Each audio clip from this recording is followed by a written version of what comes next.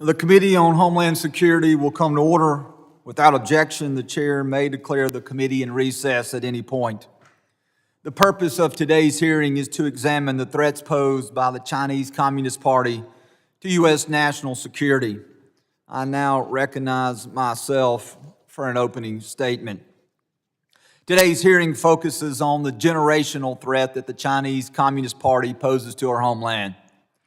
The first step is to recognize the nature of our adversary. For decades, China has steadily pursued a long-term grand strategy to replace the United States as the leading global power.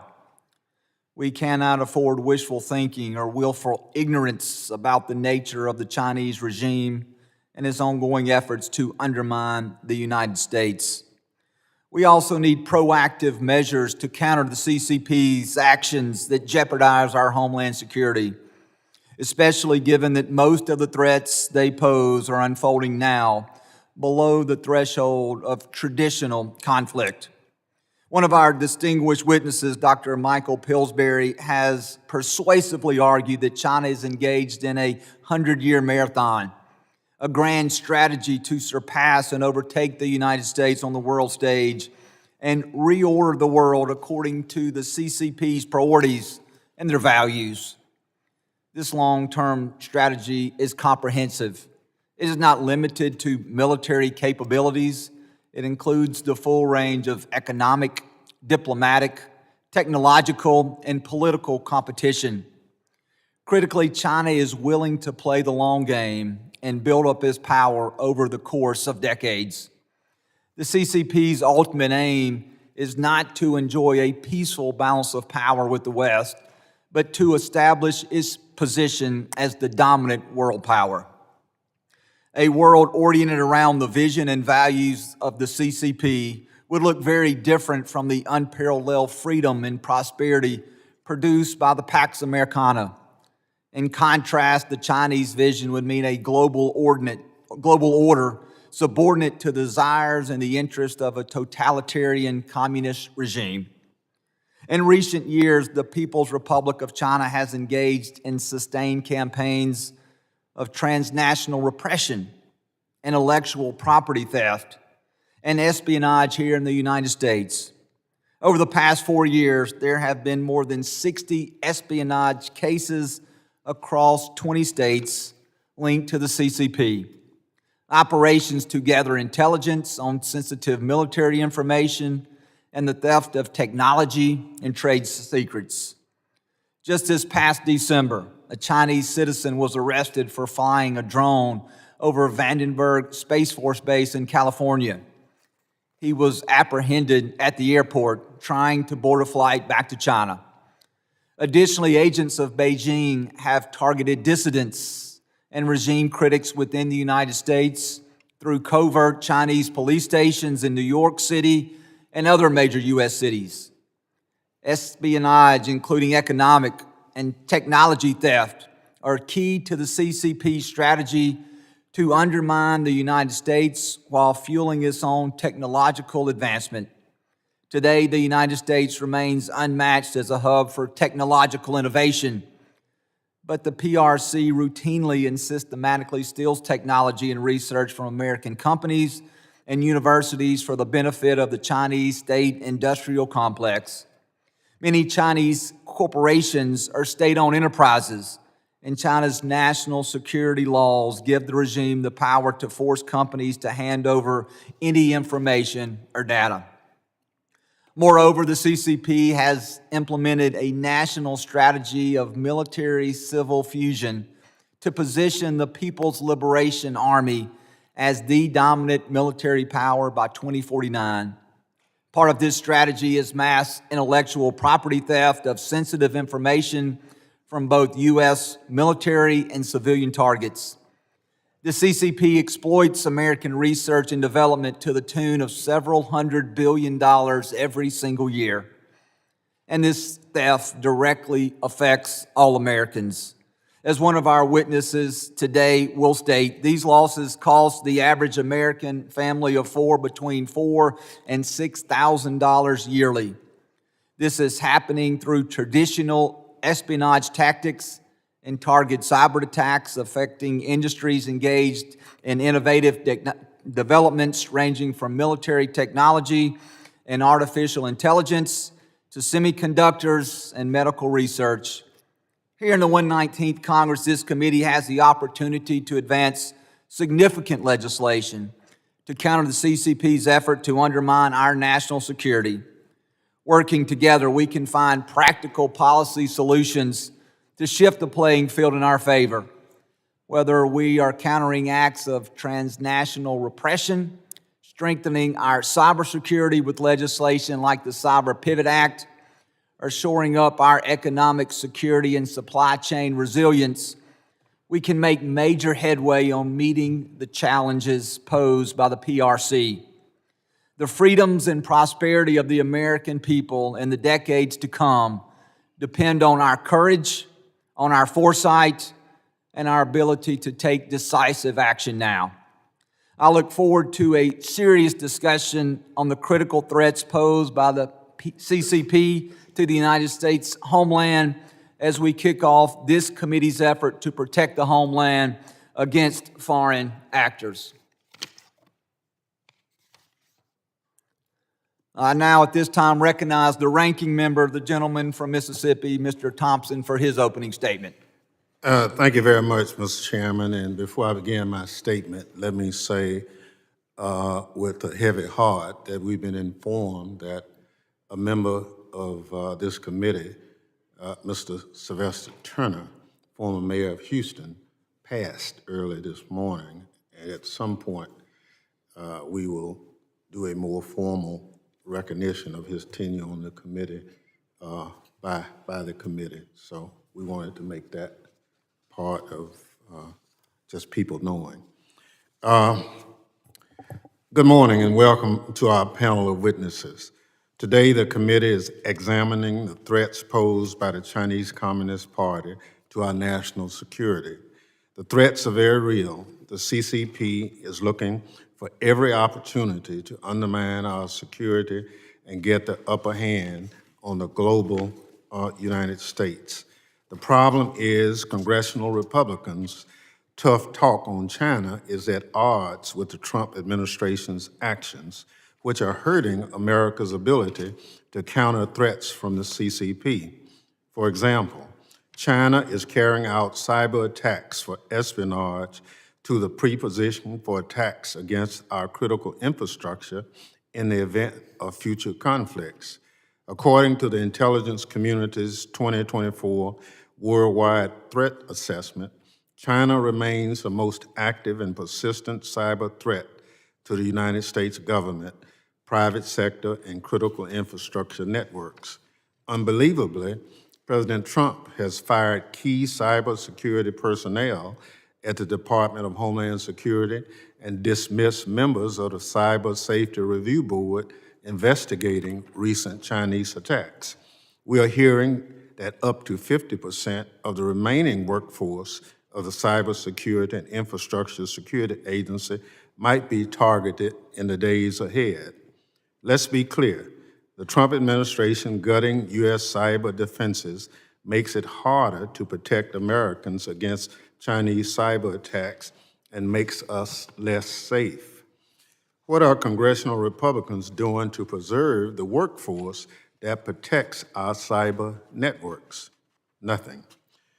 Meanwhile, in its rush to fire government employees, the Trump administration sent out an unclassified email with the names of CIA analysts and operatives working to counter China.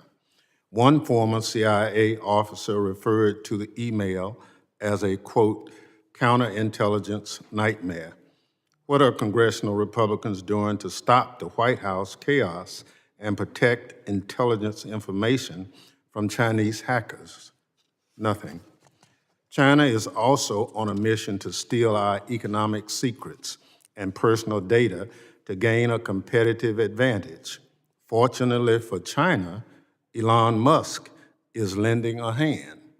Musk and his Doge lackeys have made key federal data systems more vulnerable and put millions of Americans' data at risk by snooping in sensitive cyber networks without adequate security protections.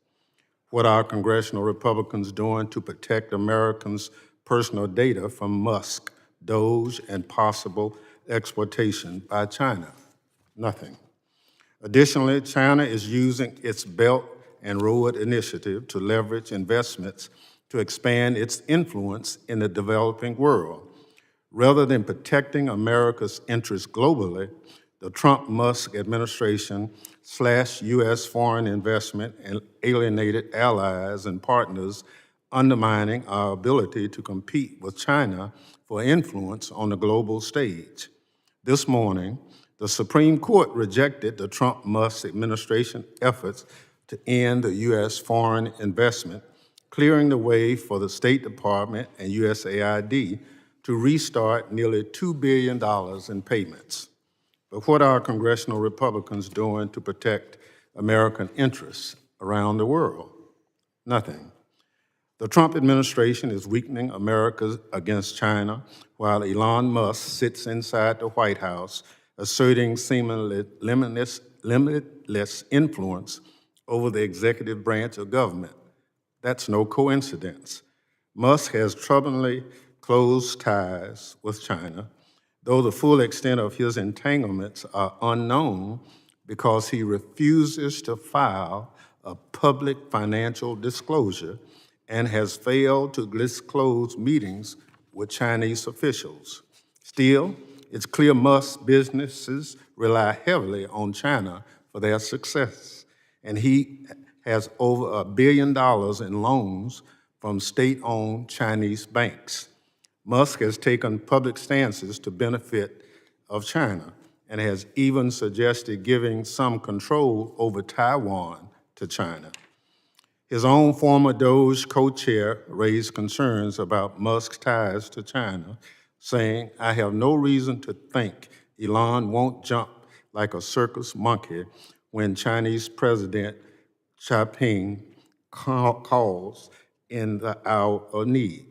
That doesn't sound like America first. It sounds like China first. What are congressional Republicans doing to sound the alarm about someone beholding to China running our government? Nothing. Democrats agree that the CCP poses a threat to U.S. security and want to keep Americans safe. If Republicans want to counter China's influence and protect U.S. interests, they should start by holding their own administration accountable.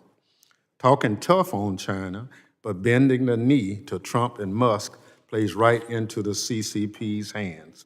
Let's hope the other side remembers their oath is to the Constitution and not to the man in the White House or his unelected billionaire co-president. Mr. Chairman, I yield back.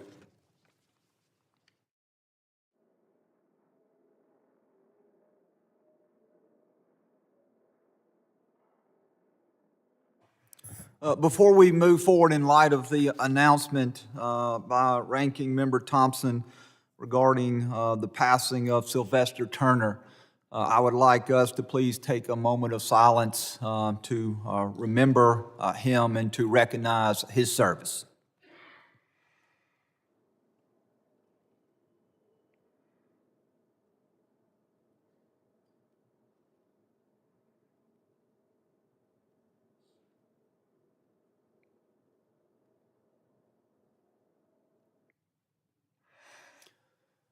Thank you.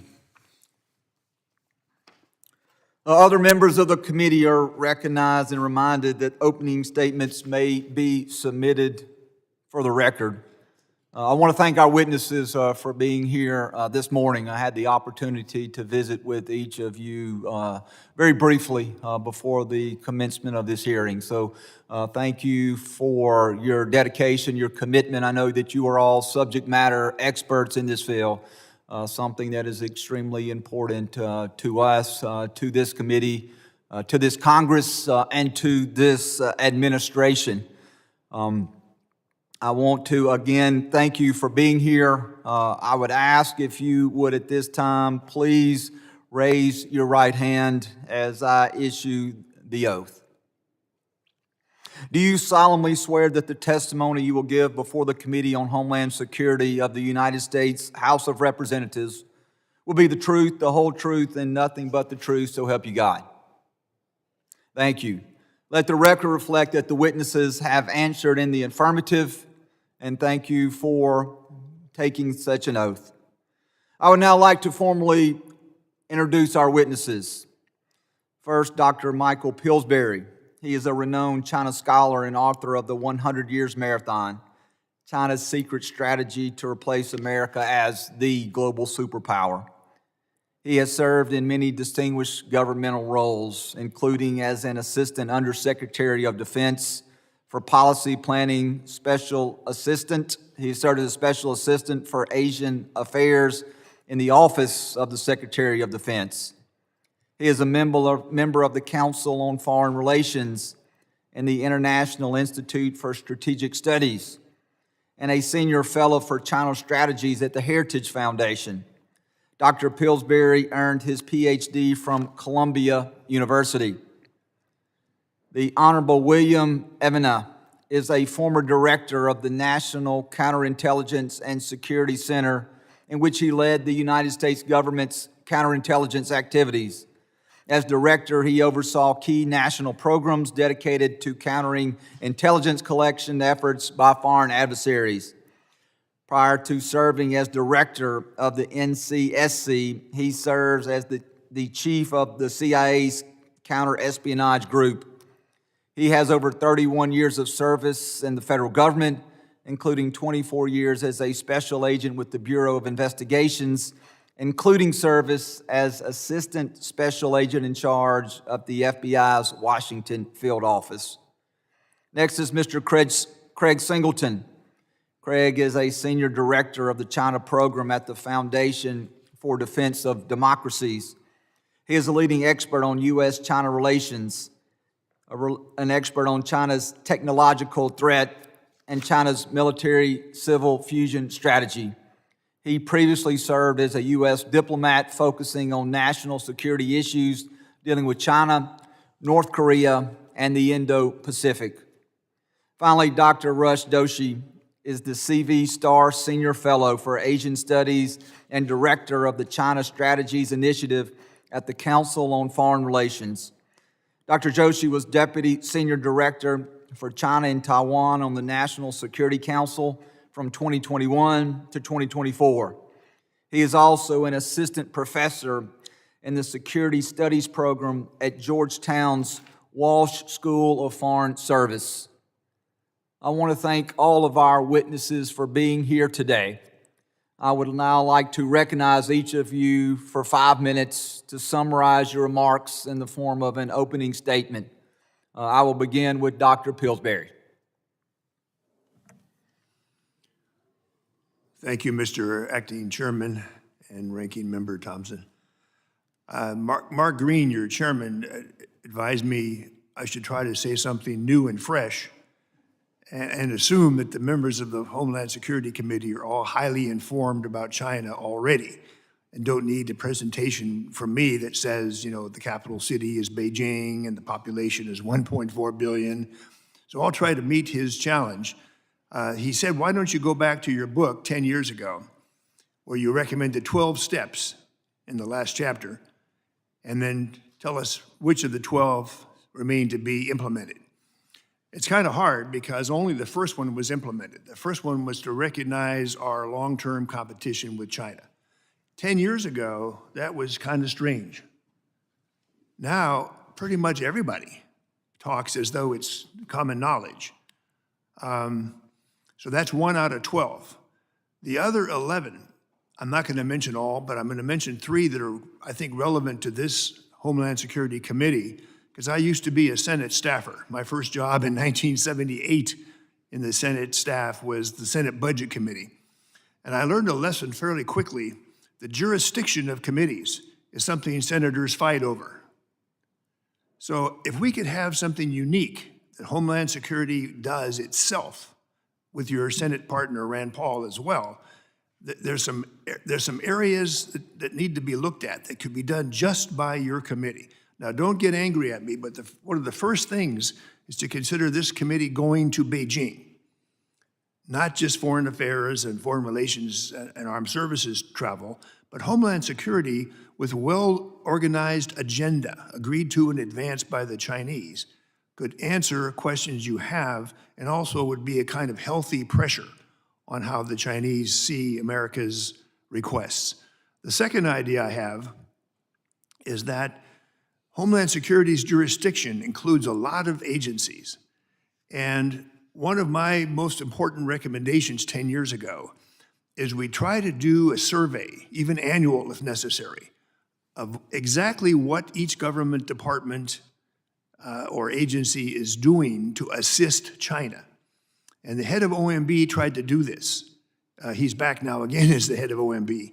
He put out a very specific kind of document to all government agencies. Define what you're doing to help China one way or another. It was defined very broadly. How much money is involved, and yes or no, do you have authority from Congress to do this? And the study ran into enormous difficulties. Agencies did not want to admit that they each had a program with China, and none of them had congressional authorization to do what they were doing. One of these was helping the labor union disputes. Labor Department was sending mediators. Another one was the Chinese banks were in trouble. So a team from the controller of the currency went out to show Chinese banks, state-owned banks, how better to measure non-performing loans. All of these programs, or maybe as many as 20, were designed originally when our relationship with China was one of sort of the older brother helping China get into the world. All that's changed, but these programs continue on. Many of them are under the jurisdiction of this committee. The other idea, because of limits of time, let me just kind of dwell on it for 30 seconds. The other idea was, if we're in a long-term competition with China, how do we know where we're going? How do we know the most effective measures that need to be adopted? And you all know the Mad Hatter and Alice in Wonderland, when any road, if you don't know where you're going, any road will take you there. That's kind of the situation we're in now with the picture of the long-term competition. How is it going to end? I can tell you what the Chinese say. A very common scenario, talking with Chinese or reading their materials, is they think America is looking for another Gorbachev and wants the collapse of the Chinese Communist Party, Russian style. Very, very similar concerns. Xi Jinping has spoken on this himself many times. There's never going to be a China Gorbachev. So they're very defensive about it. They're prepared for it. Rather strangely, we're not doing this. As far as I know, the United States government is not trying to put a Gorbachev in China and overthrow the CCP, anything from it. There are several other scenarios. Each scenario, each outcome suggests a different set of measures we should do. But to measure how we're doing in the competition, I proposed, has not been done. There's no annual report on how are we doing vis-a-vis, let's say, 20 or 30 indicators with China. So we're working in the dark. Some professors have worked on this. There's several good books about it, but there's no White House annual report on how we're doing in the competition with China, let's say for 20 or 30 indicators. That's a vacuum that this committee could help to fill. Thank you very much. Thank you, Dr. Pillsbury. I now recognize Mr. Evanana for 5 minutes to summarize his opening statement. Acting Chairman Guest, Ranking Member Thompson, members of the committee, it's an honor to be here today with my esteemed guests. September 11, 2001, our nation was attacked by committed terrorists. As a nation, we were not prepared for this attack or how it would impact every aspect of American life for decades to come. As a special agent in the FBI in that day, I was part of the investigation of Flight 93. From that day and throughout my entire law enforcement intelligence career, I often ask myself, how do we not see this coming? Maybe we could have prevented it. We saw the lights blinking. As a nation, we worked tirelessly for 25 years to prevent that from happening again. We were committed. Today, our nation faces an array of sophisticated, diverse threats by terror organizations, cyber criminals, and nation-state threat actors. I proffer to you The greatest threat to our nation emanates from the Communist Party of China. This threat is existential, it is complex, pernicious, and strategic, with the U.S. private sector and academia the main battlefield. Xi Jinping drives a comprehensive and whole-of-country approach to the CCP's efforts to invest, leverage, infiltrate, paralyze, influence, and steal from every aspect and every corner of America. As this committee is aware, the economic loss of theft of intellectual property and trade secrets just from the Communist Party of China is estimated between $300 billion and $600 billion per year. To make that more relevant to everyone in this room, as the acting chairman mentioned, it's about $4,000 to $6,000 per year per American family of four after taxes. Additionally, it's estimated that 80% of all Americans have had all of their personal data stolen by the Communist Party of China in the past decade. The other 20%, just most of it.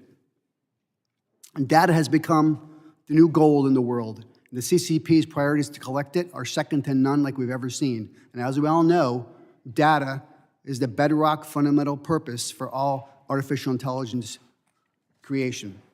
Layering on to our economic hemorrhaging is the unprecedented Volt and Salt Typhoon hacks, which continue to persist in our critical infrastructure and telecommunications sectors, respectively. The CCP's recent actions also include sophisticated surveillance balloons, technical surveillance stations in Cuba, maritime port control, strategic land purchases near military bases, fentanyl, TikTok, malign foreign influence at the local level, etc. Altogether, the collage begins to paint a bleak picture far beyond blinking red. Our current domestic vulnerability is unacceptable. The blinking lights are clear. I believe we must approach this existential threat with the same sense of urgency, leadership, spending, and strategy as we have done for the past 2 decades in defeating and preventing terrorism. I would ask this committee, is it not a terrorism when our electrical grid or natural gas pipeline is disabled or damaged via Volt Typhoon malware? That'll result in millions of households, hospitals, buildings being without heat or electricity. What about when our telecommunications infrastructure, to include Verizon, AT&T, T-Mobile, are all being disabled on the same day due to an organized cyber attack precipitated by Salt Typhoon? And if our financial services sector was impacted and had to go offline just for a few hours, it would cause immeasurable harm, as well as significant domestic and international chaos, societal panic, and disruption we have not seen since 9/11. Are these not terrorism-type events? And if these events incidentally occur on the same day as the CCP makes their inevitable move on Taiwan, are we even ready as a nation to handle the paralysis and chaos the CCP will cause from every aspect of our American life, from commerce, health, safety, and the way we live every day? The CCP has strategically planned and implemented the ability to do just this, all at once and all across our homeland, from our ports to our electrical grid. Additionally, every aspect of these actions has a planned impact on societal chaos and panic. It is an integral part of the CCP's plan and strategy. Hence, terrorism and terror must be redefined beyond our framework where we historically look at kinetic actions that harm or kill their loved ones. The inability or unwillingness to look behind this curtain and visualize this clear, realistic scenario is no longer an option for anyone. In fact, the proverbial curtain no longer exists. Our nation needs strategic leadership now more than ever. Time is of the essence. Additionally, this will take a whole-of-country approach. This approach starts here with the U.S. Congress. We all see the blinking lights clearly. I offer a nationwide call to action, committing to reduce the brightness, reduce the cadence of these very clear and blinking lights. Thank you for the opportunity to be here, and I look forward to your questions. Thank you, Mr. Evanilla. I now recognize Mr. Singleton for 5 minutes to summarize his opening statement. Acting Chairman Guest, Ranking Member Thompson, and distinguished members of this committee, thank you for inviting me to testify today. I'm pleased to offer policy insights from the Foundation for Defense of Democracies, a nonpartisan research institute where I serve as a senior fellow. Chinese Communist Party Chairman Xi Jinping has declared technological innovation the, quote, main battlefield in China's quest for global preeminence. For Xi, Chinese-style modernization is not merely an economic goal, It's a historic mandate with grave implications for U.S. national security. In seeking to dominate what he calls China's new productive forces, breakthroughs in batteries, biotech, LiDAR, drones, robotics, and other cutting-edge technologies, Xi seeks to cement Chinese control over the drivers of the next industrial revolution. In doing so, Xi intends to transform China into a global science superpower. Yet Xi's strategy is predicated on a glaring vulnerability. It depends, in part, on sustained access to U.S. capital markets and advanced technology, as well as near unfettered reach into American data and critical infrastructure systems. On this front, U.S. policymakers must act decisively and without delay. Xi's broader technological ambitions underpin China's military-civil fusion strategy, a doctrine that breaks down barriers between the People's Liberation Army and China's civilian institutions, including Chinese universities and ostensibly private Chinese companies. This fusion accelerates the transfer of scientific innovations directly into China's defense and intelligence sectors, ensuring that Chinese military capabilities evolve in lockstep with civilian progress. Here at home, Beijing's strategy unfolds in three interlocking phases. First, Chinese actors relentlessly penetrate U.S. networks and critical infrastructure, harvesting vast troves of sensitive data in the process. Recently exposed Chinese state-sponsored hacking campaigns, Salt, Volt, and Flax Typhoon, reveal how Beijing exploits software vulnerabilities, implants malicious code, and maintains persistent backdoors. More than a year after these breaches became public, Chinese hackers still enjoy near persistent access to U.S. telecommunications networks, with Washington yet to impose any meaningful costs. But hacking and data theft are just the opening gambit. Beijing's secondary goal is to systematically pre-position itself within our networks to degrade or disrupt them at critical junctures, both in peace and in conflict. By embedding compromised cranes in U.S. ports, Chinese-made LiDAR devices in traffic control, or drones that seamlessly integrate with civilian and military operations, Beijing gains a silent veto over our crisis response. Whether through biotech innovations or batteries powering our grid, each dependency transforms market reliance into a strategic liability.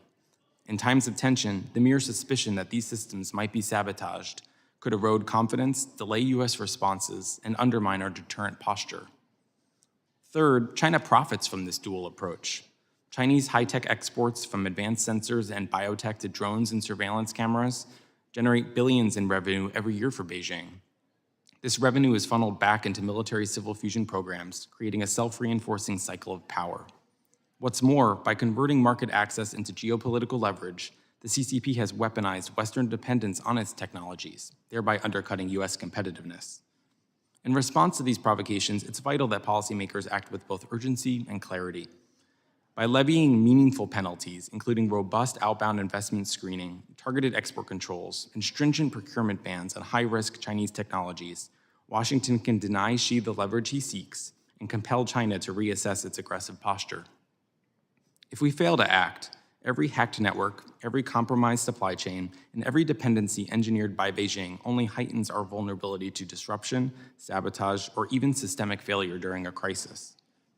In many respects, today's predicament recalls the late stages of the Cold War, when Washington's misguided embrace of peaceful coexistence inadvertently prolonged the Soviet system's survival, treating it as an immutable juggernaut rather than one susceptible to sustained internal and external pressure. By minimizing accountability for Chinese espionage, coercion, and violations of international norms, we risk reinforcing Beijing's conviction that its revanchist ambitions need not be curbed. We therefore must act and shift from a misguided policy rooted in reflexive de-escalation to one of assertive reprisal, from passive coexistence with China to purposeful competition on America's terms. On behalf of the Foundation for Defense of Democracies, I thank you again for inviting me to testify today. Thank you, Mr. Singleton. I now recognize Dr. Joshi for 5 minutes to summarize his opening statement. Chairman Guest, Ranking Member Thompson, distinguished members of the committee, thank you very much for the opportunity to testify at today's hearing. I'll focus my remarks on some of the challenges China poses to homeland security. 3 questions. First, what are Beijing's ambitions? Second, how does it threaten homeland security in the cyber domain? And third, how does it threaten homeland security with respect to transnational crime? So first, what are Beijing's ambitions? The PRC has a grand strategy to displace U.S.-led order. It seeks to, quote, catch up and surpass the U.S. technologically, to make the world dependent on China's supply chains economically, and to acquire the capability to defeat U.S. forces militarily. It's a capable rival, too. It's the leading industrial power with more than 30% of all global manufacturing. It's pursuing military bases around the world and in our backyard, and it's the first U.S. competitor to surpass 70% of U.S. GDP. So the second question, how does the PRC threaten homeland security? Well, PRC cyber actors have compromised sensitive U.S. networks with multiple objectives. First, they want American personal data. In the last decade, the PRC has hacked the Office of Personnel Management, Equifax, Marriott, Anthem Health Insurance, and multiple airlines, compromising hundreds of millions of records. Second, they want our IP. The PRC has infiltrated American companies to steal what some estimate as well over $1 trillion of U.S. IP. That even includes compromising cloud providers that handle data for hundreds of companies. And third, they want access to our government systems. In the last 2 years, PRC actors compromised tens of thousands of emails from the State Department, Treasury Department, CFIUS, and even presidential candidates. And fourth, and most concerning, as has been discussed already, they want to prepare the operational environment for wartime in the cyber domain. That is no exaggeration. As we know, senior U.S. officials and corporate leaders, including Microsoft CEO Brad Smith, have indicated that the PRC is pre-positioning for destructive cyber attacks on American power, gas, water, telecom, and transportation infrastructure that would affect the lives of millions of Americans. So what do we do in the cyber domain? In general, we need to shrink our attack surface and go after their attack surface. First, Congress should prohibit technology companies that sell to the USG from operating in China. For example, the U.S. relies on Microsoft software, but to get market access in China, Microsoft provided source code for that software to Beijing. The USG relies on Amazon and Microsoft Cloud, but both Microsoft and Amazon turned over the operation of their cloud services in China to a Chinese company. All this creates vectors of vulnerability. Second, Congress should codify the Information Communication Technology and Services Supply Chain Executive Order and fund the office that administers it. This would let us prohibit certain PRC goods that connect to networks from being in the U.S. market. The Biden administration used this Trump-era tool to keep out PRC-connected vehicles, but that's just the start. Recently, DHS CISA has found backdoors in PRC medical devices, so the time for action is now. Third, we need to go on the offense. If the PRC has accesses on our infrastructure, we need them on theirs as well, and that will take resourcing and staff. The PRC has manpower for that. We don't have enough manpower. This committee has thought about a variety of steps that could help address that, including the Pivot Act. We also have to protect our federal workforce from being cut at a time of peril. Fourth, we need common sense regulation of the private sector, which right now has little incentive to upgrade its cybersecurity. Third and final question, how does the PRC threaten homeland security through transnational crime? Well, we all know that 200 Americans die every day from fentanyl overdose. We know the PRC is complicit, and we know that the PRC gives tax rebates and grants to Chinese chemical companies for manufacturing and exporting fentanyl precursors. We know that it allows them to advertise their goods openly on PRC websites, and we know that its underground banks help cartels launder fentanyl profits. They take hard dollars from the cartels in America, they provide them pesos in Mexico, they sell those dollars to Chinese citizens who want their cash out of China, and they take renminbi in compensation within China. All that happens without any money transferring across a border. Well, the PRC has not taken real steps to address it. They tried in 2019, and again, more significantly in 2023, but it wasn't enough. They have the power to stop the precursor flow. They have the power to stop the money laundering, which occurs, by the way, on apps that they control and that they monitor for dissident activity. And if they can find dissidents, they can find money launderers. But they won't do it because they prefer to keep this issue alive so they have leverage with Washington. So what do we do? First, we need to strengthen U.S. sanctions authorities against entities involved in the fentanyl trade, including PRC financial institutions. Second, Congress can link progress on fentanyl to other PRC priorities in consultation with the administration. Third, Congress can pass the Corporate Transparency Act so we can track the beneficial owner of PRC shell companies and crack down on money laundering. And finally, we should pass the HALT Fentanyl Act, to place fentanyl-related substances as a class into Schedule I of the Controlled Substances Act. I'll end with this. The PRC poses many challenges to our security, but the issues that I focused on in my testimony today are the ones that affect the lives of tens of millions of Americans on a daily basis. The China challenge is often abstract. I think it's important to link it to the lives of everyday Americans. And with that, I thank you for your time and look forward to your questions. Thank you. Members will now be recognized by order of seniority for their 5 minutes of questioning. An additional round of questioning may be called after all members have been recognized. I now recognize myself for 5 minutes of questioning. Mr. Singleton, I want to begin with you.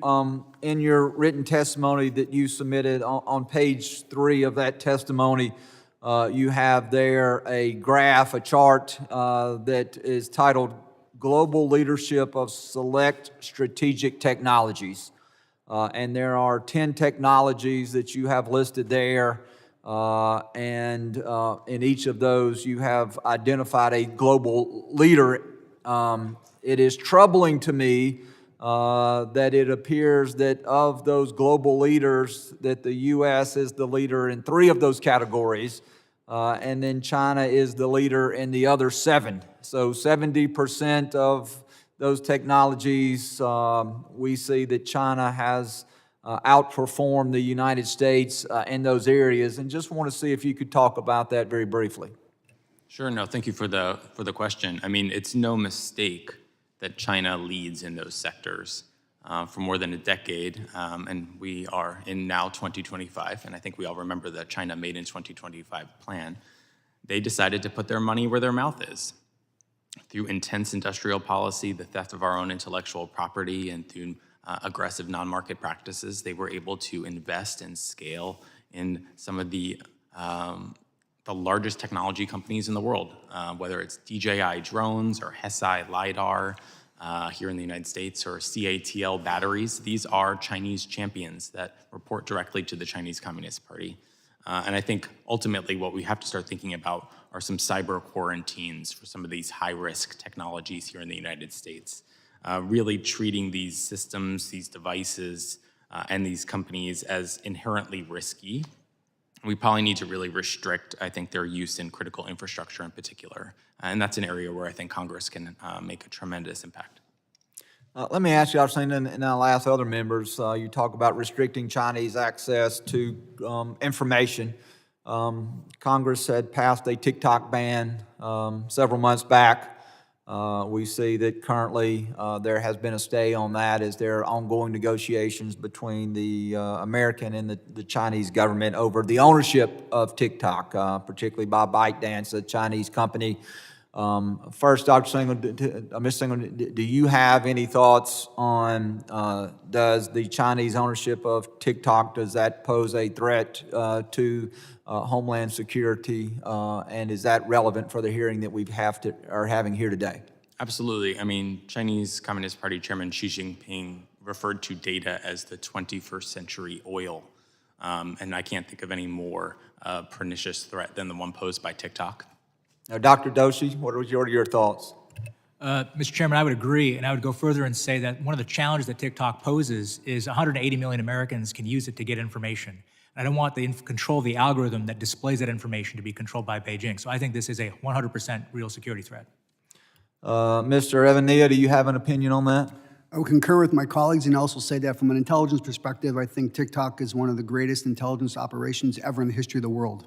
And it's targeted directly at America with 180 million people having a device and their ability to control the algorithms, drive their intelligence to our diaspora is harmful at the minimal and potentially devastating in the long run. And then Dr. Pillsbury. Well, I agree, but I think I would get back to my main message of the need to rank order priorities of what we're going to do about China. Breaking off the connection between the CCP and TikTok is important, but there's an awful lot of things more important than that that even have some sense of urgency. So it seems to me there's a political warfare or information warfare space that needs more attention. TikTok is part of it. There are other spaces, however, that come under Homeland Security. I'm particularly worried about unregistered foreign agents of China. The Department of Justice in December put out a revision of the Foreign Agents Registration Act that will make it much more difficult for people to take money from China and then lobby. It really tightened up a number of loopholes in the Foreign Agents Registration Act. Dr. President, let me interrupt you real quick just because my time is running short. 2 quick questions. One, you mentioned that about assistance that the United States is providing China. Is there any reason that the United States should be providing China any financial support? if I'm talking about both private sector up to 2 or 3 trillion, according to Roger Robinson, of American investment in China, and then government agencies that continue to carry out policy that was first set back in the 1970s. That, for example, the FAA in Shanghai helps Chinese airliner manufacturing to be more competitive. The FAA's defense is, well, we're just making sure the airliners are safe.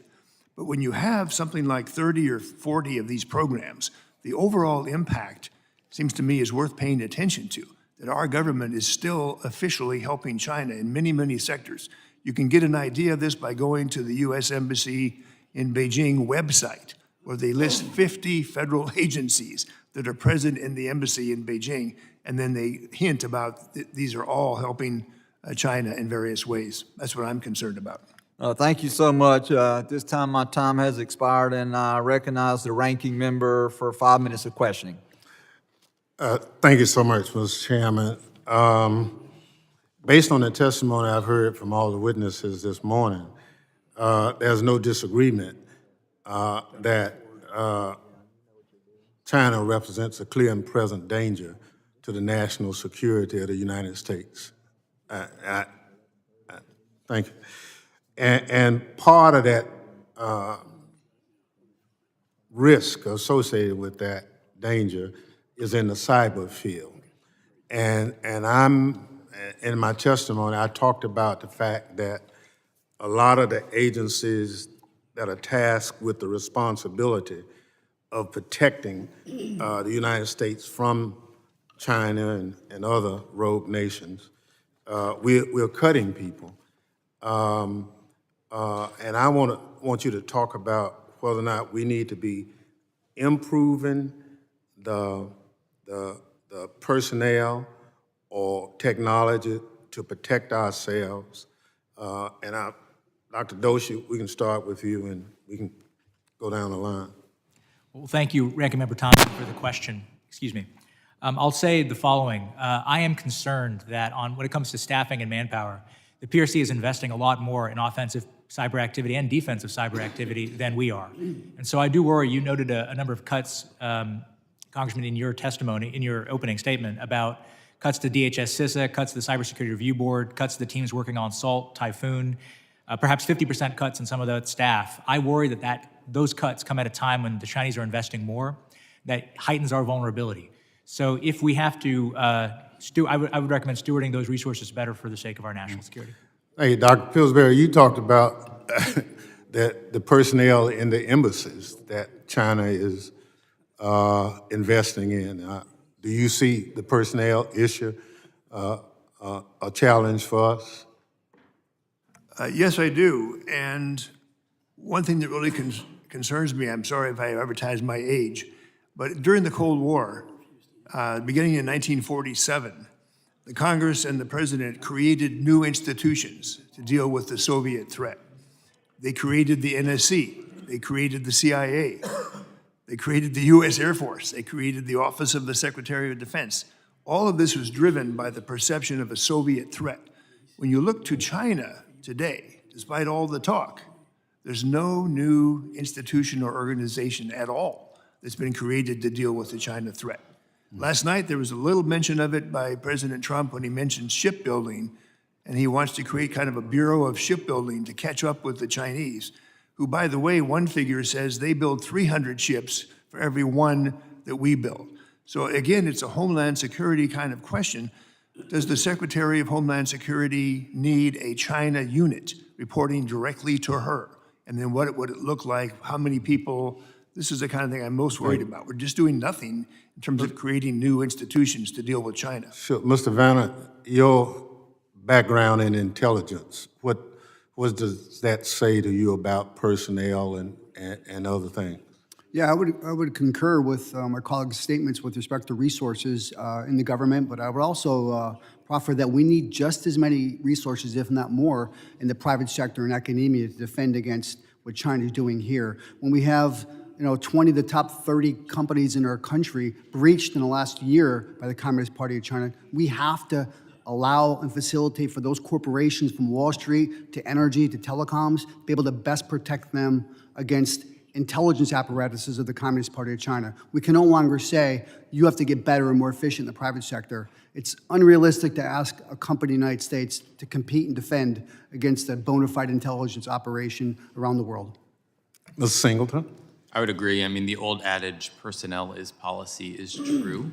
I think there are just tremendous opportunity space for Congress to codify programs to build out that tech talent workforce that we need for tomorrow. But I also agree that enhanced private and public sector cooperation is essential here. The private sector is a tremendous force multiplier, particularly in the case of threat intelligence sharing. Thank you. I yield back, Mr. Chair. Thank you. At this time, the chair recognizes the gentleman from the great state of Texas, former chairman of this committee, and current vice chair, Michael McCall. Thank you, Mr. Chairman. Let me first begin, Mr. Ranking Member, in saying my condolences for the passing of Sylvester Turner. I knew him well when he was mayor of Houston, and he just got elected to Congress. And he and his family are in my thoughts and prayers. Dr. Pillsbury, good to see you again. If y'all haven't read his book, 100-Year Marathon, I highly recommend it. It is the authority, I think, on China, communist China.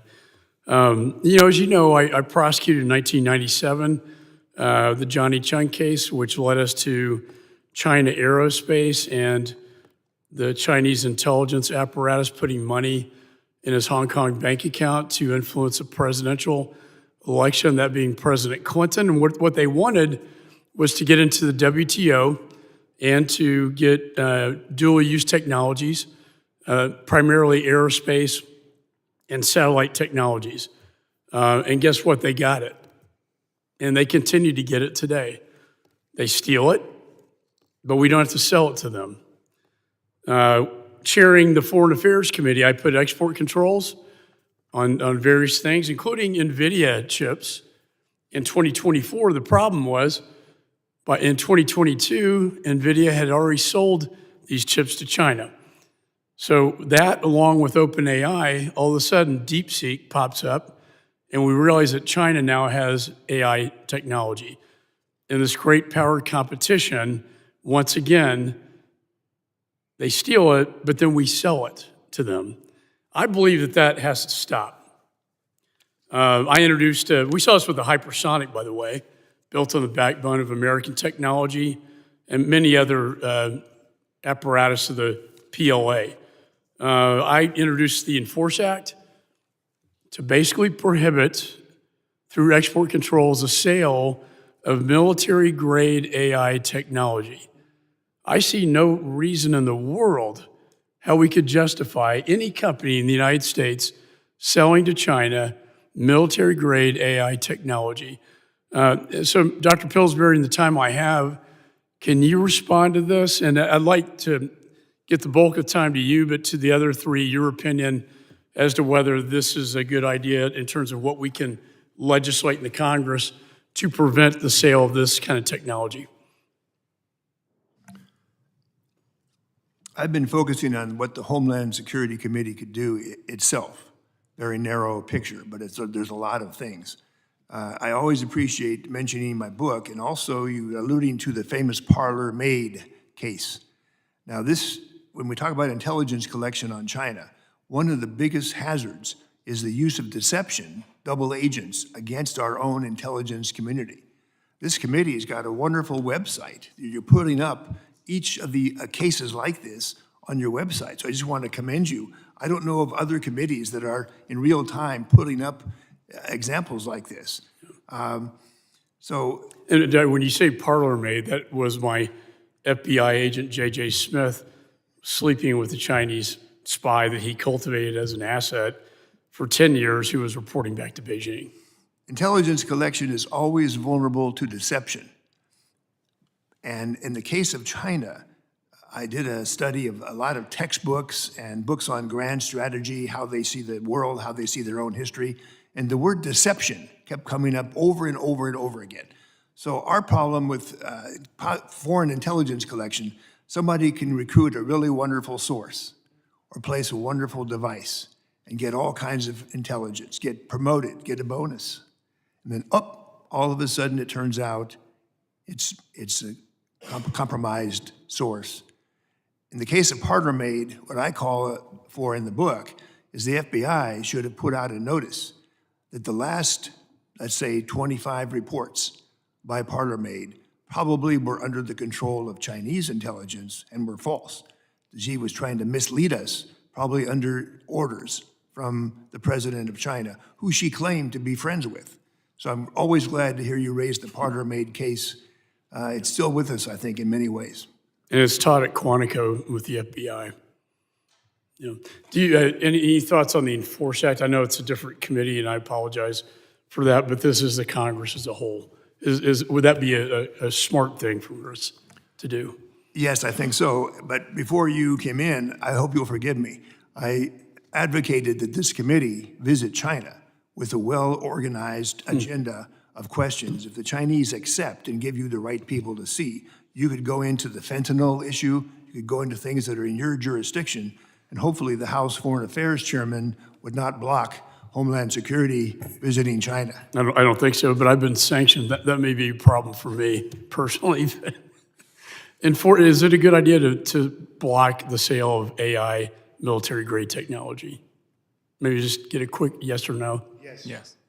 Yes. Everyone agrees. Okay, thank you. All right. Gentleman's time has expired. The chair now recognizes the gentleman from the great state of California, Mr. Correa. Thank you, Mr. Chairman. I want to thank the witnesses here today. I really enjoyed your discussion, and you brought up some very good points. Mr. Pillsbury, Dr. Pillsbury, I love what you said about coming up with a measure of our success or what we want to do when it comes to China. Because I think what my colleagues have said today, you know, banning sales to China, other actions, we do this, yet they seem to figure out how to get around these obstacles we put up all the time. And I would almost say in football terms, they're flooding the zone, and we're chasing our own tail most of the time, not figuring it out. But actually the fact that we're chasing them is a major statement in of itself. So I'd love to have this Homeland Security come up with a, you know, lack of a better term, a subcommittee just to address the China issue and not just a hearing here and there. I can't help to think that a lot of these challenges we have are self-inflicted. Mr. Ivania, you're a former FBI agent. I would call you a patriot for all you've done. You probably could be making then, for 911, you could have been making more money in the private sector than you were in the FBI. My concern is the recent firings of FBI and CIA agents. Okay, a lot of you said that the issue here is personnel. They have more people dedicated to the mission than we do. Yet we just fired a bunch of people, which it sounds like they're going after them right now. China and Russia are trying to recruit them to get them to turn over information. Not only is the issue with those personnel that we fired, but what about the Iranians that are left in the agency? What effect does that have on their morale? Okay, you go into work, not on an hourly basis, you go into work for the mission. If you think you're gonna be fired, you're gonna be a person that's gonna be on the street tomorrow. Mr. Ivania, how would that affect your morale and your motivation to be the best? Thank you, Congressman, for that question. I'm a big proponent of understanding and preventing the insider threat from being problematic, and whether it's in the government or the corporate world. From an intelligence perspective, the Communist Party of China and the Russian intelligence services, that's their job, is to come over here and go around the world and recruit disenfranchised employees, whether from the government or the corporate world, and identify them as being vulnerable and recruit them to facilitate either intelligence collection, selling secrets, or providing intellectual property trade secrets on the private sector side. So for me, this is a big issue because we have to be very conscious and effective as we are going to jettison federal employees who have access to critical information, whether it be analytics or secrets, and provide them an off-ramp to identify what those signs might look like if you are solicited or approached by a foreign intelligence service and or their proxy. So I'm concerned about the insider threat moving forward, both in the government and the corporate sector. And I would argue that even the people that you fire, even if they're new to the job, these are tomorrow's experts on the subject matter. So they've gone through background checks, academic performances. They're some of the best we have in the US. You put them in, then you fire them. How does that bode for us 5, 10 years down the road when we're trying to still come up with the understanding, as Mr. Pillsbury said, of the mission that we're supposed to accomplish? Well, as we've seen in history, the Communist Party of China and Russia will continue to try and place individuals into our apparatuses, the intelligence community, and with the government. And by doing that, they need the information intelligence of how do we operate from our application system, our background investigations, our polygraph. What does it look like in our training centers? What's the best and most effective way to get people placed in these organizations? So all those employees, whether they're probationary or whether they're new recruits or they're seasoned veterans, all have an impact on intelligence gathering of our adversaries.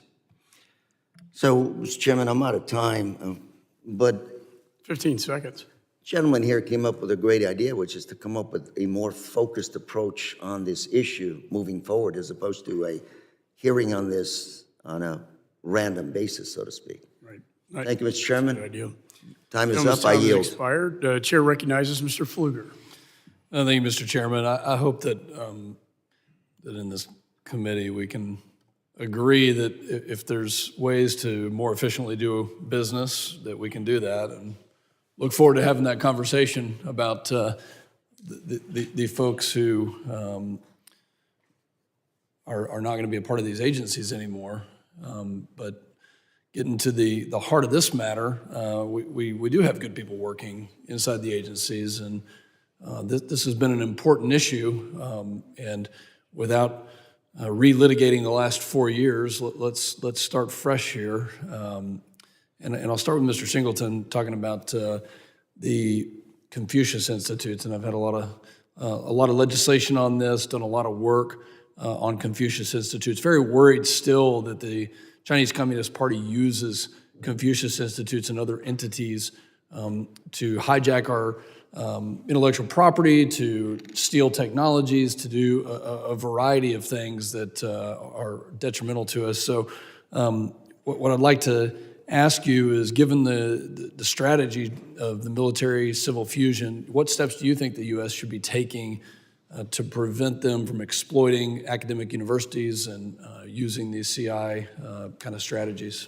Sure, no, thank you, sir, and thank you for your leadership on this issue, as well as the RSC that I know is taking a close look at this. Confucius Institutes used to number over about 120 across the United States. There are less than about 14 today, but they didn't actually go anywhere. They just rebranded and renamed themselves, and now they go by other names that are even harder to track. What's worse is we see the proliferation of these Chinese-controlled outreach programs at the K through 12 level across the United States. Again, absolutely no coordination, control, or mandating requirement for any of these things. Beyond the concerns about free speech encroachment, beyond some of the ideological reservations we should have about what's being taught in these classrooms and to our students, there are real research risks, and primarily it's because when you open some of these or establish some of these research partnerships, and the academic exchanges, they all come together. So as we looked at the Foundation for Defense of Democracies at all of the Confucius Institute contracts, they mandate research partnerships in cutting-edge emerging fields, typically between Chinese universities supporting China's military and our university system. Beyond that, we have to be pretty concerned, I think, about free speech on campus, and there's ample evidence from the FBI and others showing that Confucius Institutes are used to suppress free speech and to organize protests against speakers, including the Dalai Lama, who come to U.S. universities to speak about human rights in China. Thank you very much. Mr. Evening, I'll go to you on a similar topic, but on hybrid threats and the hybrid approach that the CCP takes where they're blending lawfare and legal and illicit activities together. So what are the concrete steps from your perspective that we can take to counter those? Thanks for the question, Congressman. I think we have to first educate and advise and make everyone aware what that looks like. Whether or not you're in a university or research institute, or if you're a corporate world, they typically don't know what that hybrid threat looks like. What does it look like, whether it's a joint venture or it's an opportunity to go in a hybrid, inflect some cash into a startup or a company in the Silicon Valley or Austin, Texas? There comes a tail to that. And I think we have to be more effective and efficient as a government entity, both the executive branch and Congress, at educating and informing how does that look like? How does it manifest with you and your dollars to be able to educate first and then mitigate second? Like the Confucius Institutes, the universities out there are just now starting to learn a lot of these partnerships with institutes in China are problematic. And we're starting to see onesie-twosies breaking those relationships. So you mean they're taking advantage of our country, the Chinese Communist Party? Count the ways. Yeah, absolutely. And we should be alert to the fact that they're... And I do think we have to, but I think the onus is on the government to advise and inform universities and research institutions of what that looks like and be more effective. Dr. Pillsbury, last 30 seconds to you. What keeps you up at night about the Chinese Communist Party taking advantage of our country? Ooh, just to stick on this topic, the information collection from our universities is really quite dramatic. I first learned about this from FBI reports almost 15 years ago. They go into MIT or you name the high-tech university to the individual professors or department chairman, and they sign a right of first refusal. I give you $3 million, you tell me when you find me, the Chinese Communist Party, you tell me when you find something useful in your laboratory, and you show me first. Wow. These agreements were being signed by many universities. They did not know what it meant, and they didn't even consult with each other. Should federal So God bless funding, the FBI. Should federal funding be restricted from universities that are signing agreements with us? Absolutely. Thank you very much. I yield back.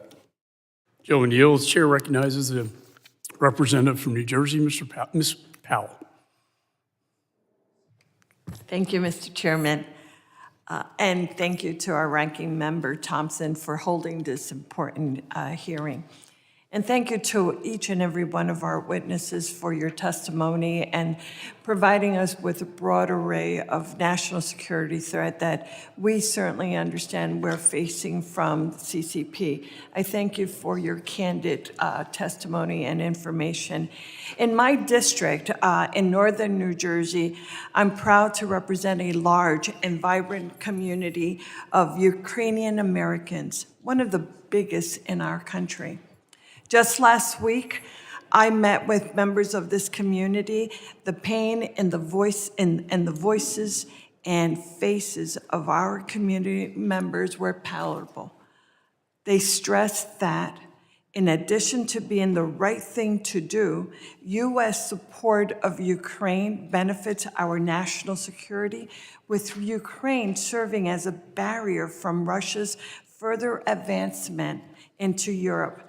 So I am deeply disturbed this week when I heard and saw that President Trump wants to end critical military support to our allies in Ukraine.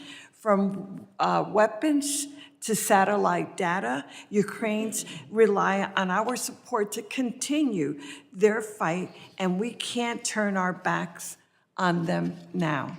So I'd like to begin, Mr. Doshi, if you would please. When the United States retreats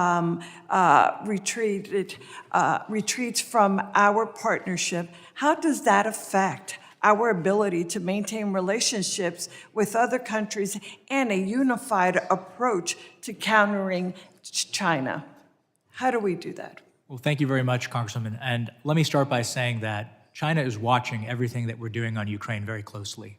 Indeed. They would be very happy if in a fit of political dysfunction or capriciousness, we decided to cut aid to Ukraine because they think that means we won't aid Taiwan should that question be called. And so our activity on this issue has implications for how China looks at the Taiwan challenge. But the second part of this that I'd like to stress, Congresswoman, is also that the China challenge requires working with others. You know, China is 35% of global manufacturing. We're less than 15%. They are 60% of global electric vehicle production, 70% of electric battery production, 50% of all robot installation, in the world. And so for us to be able to achieve scale, to compete with them, we have to do it together with others. And I do worry that some of our activity on Ukraine or some of our activity vis-a-vis Canada makes it harder for us to rally allies and partners to rise to the China challenge. Dr. Doshi, though, if you would also just talk about, if Europe no longer views the United States as a reliable ally, how does that create opening for China to exert its influence in Ukraine and elsewhere, anywhere else? Well, thank you for that question, Congresswoman. I think that China has always been looking to split the U.S. and Europe. They understand, and everybody on this in this committee and everybody testifying today also knows that China wants to displace the U.S. as the world's leading power, but they can't do that without breaking the U.S. of its allies and partners. And the top of the list is Europe, Japan, and Korea. And so the more we have a wedge with our European friends, and we may have disagreements, but the stronger that wedge is, the more space there is for China, the easier it is for them to access European technology. Or take export controls. We need the Dutch, the Germans, and others to help us keep critical technology out of China. That's going to get harder and harder if the Europeans go their own way. Yeah, totally agree. Thank you so very much. Again, Chinese President Xi and Russian President Putin reaffirmed last week that their partnership has, quote, no limits. So, Dr. Doshi, and to the rest of our members, if we have the ability to respond, how might that partnership play out in terms of China's involvement in the Russian-Ukrainian war, and how does that harm America's national security? Congresswoman, this is a very important issue. As in all the talk of a deal on Ukraine, we have to consider China. There is no successful Russian war effort in Ukraine without Chinese support for the Russian defense industrial base and Chinese transfer of lethal material to Russia. And so they are the arsenal of autocracy right now. And the fact that they're reiterating their no limits partnership at this moment is partially anxiety that we might pry them apart, but also a doubling down on the Russian war machine. So I have 15 seconds. Mr. Singleton, did you wish to share your thoughts? Sure, I would agree with what Rush said. It's time to impose costs on the Chinese Communist Party for aiding the Ukrainian war effort. They've gotten away with far too much for the last 4 years, and I think it's time to turn the tide. Thank you. Thank you very much for that. I yield back, Mr. Chairman. Gentleman yields back. The chairman recognizes the gentleman from Oklahoma, Mr. Brackeen. Thank you, Mr. Chairman. Mr. Singleton, you had something that you highlighted. I thought it was extremely succinct in your introduction, that the Chinese Communist Party leader Xi Jinping talking about that the, quote, main battlefield is this innovation of technology. And then, Mr. Doshi, you talked about you highlighted yet again that as the United States is at 15% of global manufacturing, that China is at 35%. You said, I heard another statistic a minute ago, so it was 30, so somewhere between 30 and 35%. I really want to just move to, the president has implemented this tariff. And you all are talking about, you've got some strong specifics, Mr. Singleton, where you talked about breaking that down and even more targeted things, sanctions, banning. I want to give you some time to build upon what the president is doing. We all look at things that, whether it's a tie or whether it's a coffee mug, and we're all shocked, made in China. And the president, knowing that economic strength is our national security, is trying to do a lot of things right now on the international front to change this. In addition to what Mr. Pillsbury talked about, which I think is just genius of Russ Vought at OMB, hopefully picking up that banner again and saying, what are we doing to help them, as if they have a $2 trillion gross domestic product, which they were, I guess, 20 and 30 years ago. And now they're clipping at 20 trillion gross domestic product, which somebody said is now 70% relative to our 29 trillion gross domestic product. And they're the highest GDP relative to the United States in the world, but we've empowered them because of all these goods that we're consuming. So how can we, I'll open this up to anybody, how can we take what the president is seeing clearly, tariffs and sanctions, and there will be a cost, but because of the danger, when he's saying this is the battlefield, he wants to play this game, he wants to take our technology, he wants to have the ability through Salt Typhoon, Volt Typhoon, bring our electric grid down, bring our water systems down, military installation, ownership of farmland. How can how can we build public sentiment to bolster our president for the American populace to say we may have to pay a price because this is a real threat? Whoever wants to take that. I'll start, but welcome others as well. I mean, I think tariffs are really important tools of geopolitical leverage if used correctly. In the case of China, amidst its economic slowdown, tariffs, unlike sanctions, they bite overnight. They cut deep.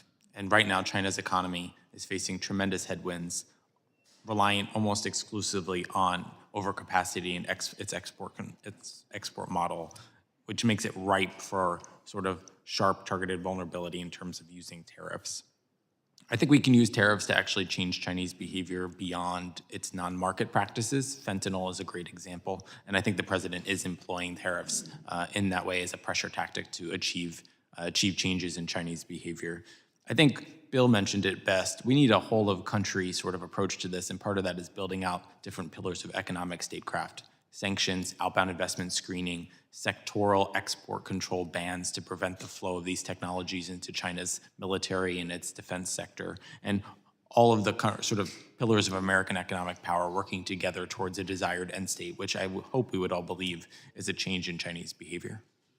Can we do something to build upon more targeted tariff percentages? I mean, are there ways to be targeted in the way we're doing reprisal tariffs that could, I mean, this is a gross domestic product that is gained at a rapid pace in the last 20 years ago. No one saw China coming like this 20 years ago. I see a lot of head nodding on the panel. Congressman, two quick thoughts. First, the administration is rightly considering what are called component tariffs that would make it harder for China to kind of hide rules of, behind rules of origin. This would allow us to go after the fact that Chinese chips might be in something bigger that we buy from another country. It allows us to carve them out of supply chains. The second point, Mr. Chairman, Congressman, is actually a critical one. The Trump administration in the first term had something, an executive order, ICTS executive order. It's a regulatory barrier. It allows us to keep goods out with a regulatory ban on them. That tool should be expanded. That executive order could be codified by Congress. It was something the Biden administration used, and we could keep using it.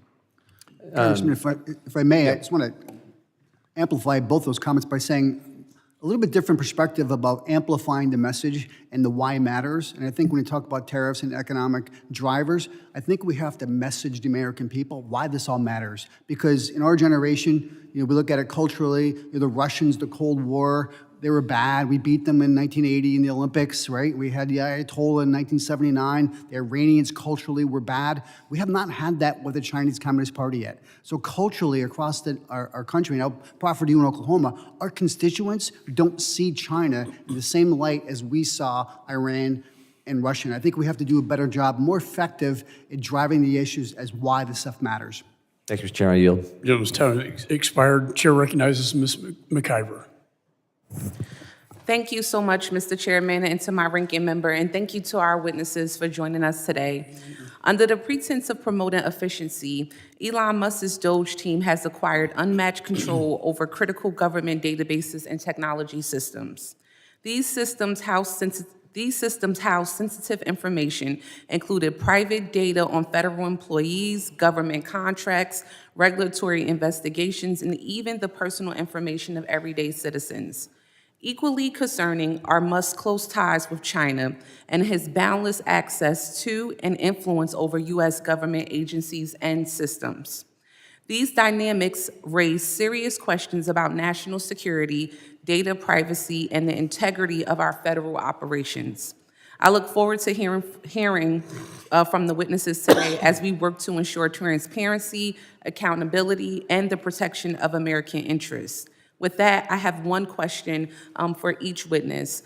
The intelligence community's 2024 worldwide threat assessment highlights China as the most active cyber threat. How might the Trump administration's reduction in CISA personnel affect the nation's ability to defend against these threats? Mr. Doshi, Dr. Doshi, you can start. Sure, thank you, Congresswoman. It's an important question. And what I'll say is that, as I mentioned, China invests heavily in personnel for offense and defense. And that gives them significant advantage. They've got 1.4 billion people, we have 350 million. And labor does matter in this business. What I'd like to see is us increase our federal workforce when it comes to cyber, both offense and defense. And right now, I do worry that the cuts are coming at the wrong time. Right now, we're learning about Salt Typhoon, Volt Typhoon, compromises of critical infrastructure, telecom. Every single day, there's something new. We need to be scaling up, not scaling down, and that's what I worry about. Thank you so much for that, Dr. Doshi. Mr. Singleton? I think it's important that we have the right personnel in place, and I'm not an expert on CISA or the reductions in force there, but I actually think that we also need to be thinking about building up that tech talent workforce in the private sector as well. And I think this is where Congress has a really important role to play, both to incentivize private companies to hire and invest and train their own talent workforce, but to think about how we want to maybe not rely so much on the federal government to solve all these problems, but look to the private sector to do the work for us. Thank you. Anyone else want to chime in?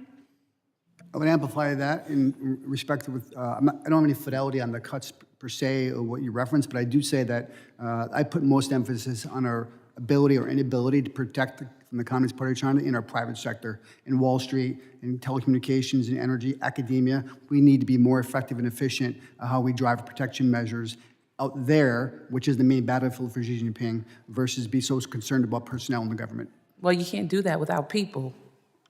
Dr. Pillsbury? Yeah, I agree with you. And the Homeland Security assessment you mentioned, I believe from committee staff, is manned by 800 people. And I agree with you that there's actually 3 sentences in the assessment that say China is the greatest threat. But the bulk of the work is not China. It's all kinds of other threats. So looking at personnel issues, I just wonder if the committee could write a letter to that unit and say, why do you have 800 people? How many are working on China, the main threat, you say yourselves, versus other things? But personnel is very, very important. That's why I was advocating we need some kind of new unit in our government that keeps track of the competition with China. We don't have it now in any department. Thank you so much for that. I agree. With that, Mr. Chairman, I yield back. Gentlelady yields back. The gentlelady from South Carolina, Ms. Biggs, is recognized. Thank you, Mr. Chairman, and thank you to our witnesses for being here today. The digital age has illuminated our world with unprecedented connection, fueling American prosperity and transforming our very way of life. This very connectedness has also cast long shadows, revealing vulnerabilities that our adversaries, most notably the People's Republic of China, are determined to exploit. For too long, we have witnessed their calculated and often aggressive drive to seize control of critical technologies, especially within the vital arteries of our telecommunications sector. The insidious and encroaching influence of the Chinese state-owned telecom enterprise Huawei over global 5G infrastructure is not merely a business concern, it is a direct assault on our national sovereignty. Their control over these networks creates the potential for digital backdoors, a silent invasion of our communications networks, a potential weapon against the very fabric of our free society. Furthermore, Huawei controls approximately 30% of the global telecommunications market and is the dominant telecommunications provider in many countries, acting as an arm of the Chinese Communist Party. This market dominance creates a dangerous scenario where unchecked growth equates to increased opportunities for Chinese espionage.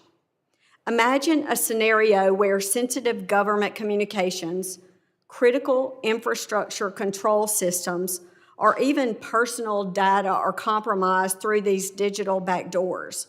As we have learned today, represented by events like these outlined in our witnesses' testimonies, this threat is a stark reality. The potential for compromise is not merely theoretical, but a documented capability, a chilling testament to the danger posed by unchecked access to our vital communications networks.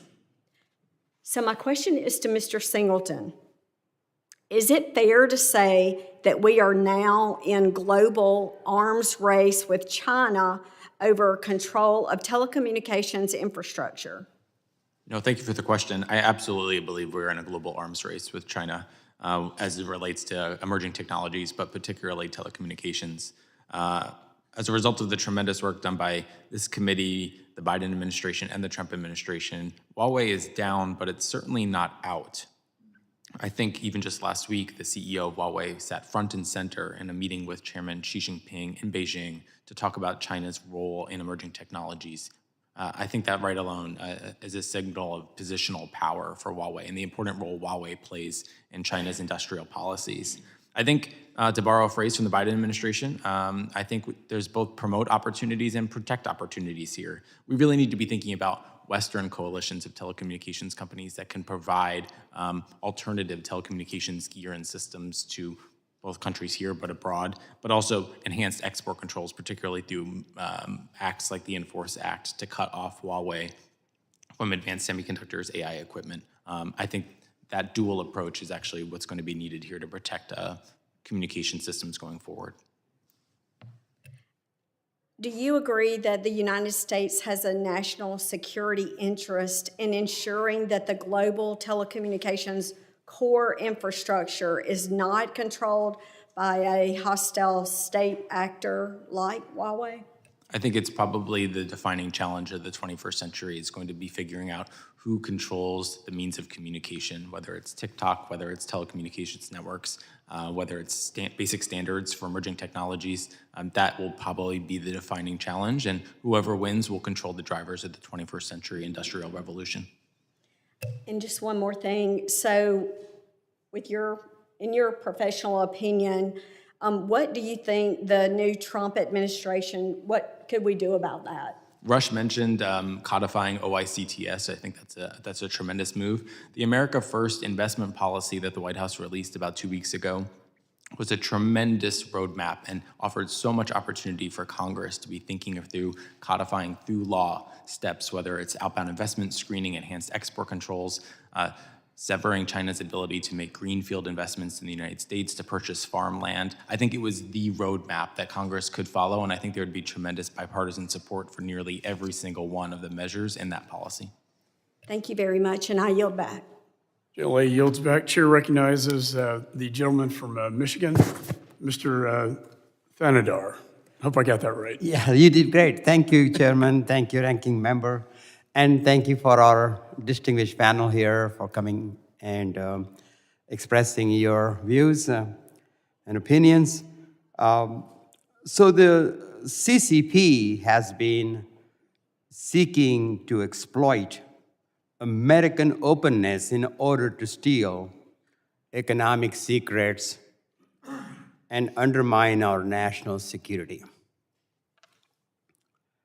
I'm particularly concerned about the access currently President Trump and Elon Musk have given to DOGE unfettered access to sensitive information systems containing information about the inner workings of the federal government and millions of Americans, a lot of privacy data of many Americans they have access to. I believe they are young 19, 20-year-old who have not been vetted or has gone any kind of security or screening. So it is unclear whether or how this information that is given to DOGE is being safeguarded. And how would we ensure that such information doesn't fall into the hands of our adversaries like China, which is particularly troubling given Elon Musk's close ties with China, his many business ventures in China.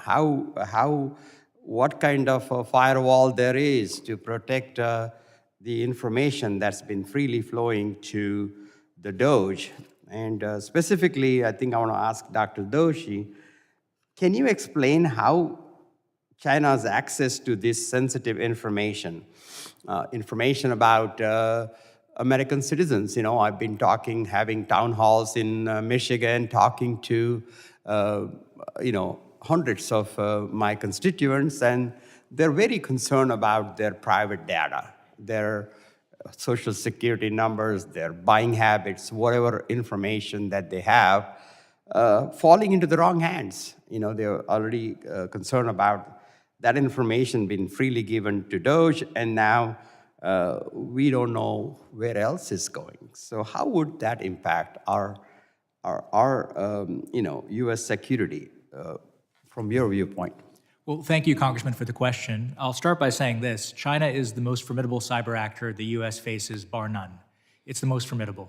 It has mounted a multi-decade campaign to steal our personal data for counterintelligence purposes successfully, our intellectual property, as we've discussed, again, quite successfully, they're still doing it, and to penetrate our critical infrastructure to cause us harm. And so when we think about the situation we're in now, the U.S. government has already been compromised multiple times.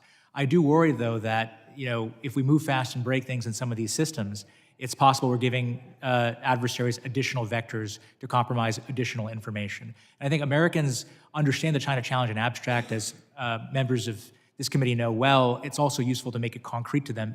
The concrete risk here is that cyber actors will have their personal data and use it potentially down the road, especially if they're members of law enforcement or members of the government, federal government, for blackmail purposes. And that's something we want to avoid.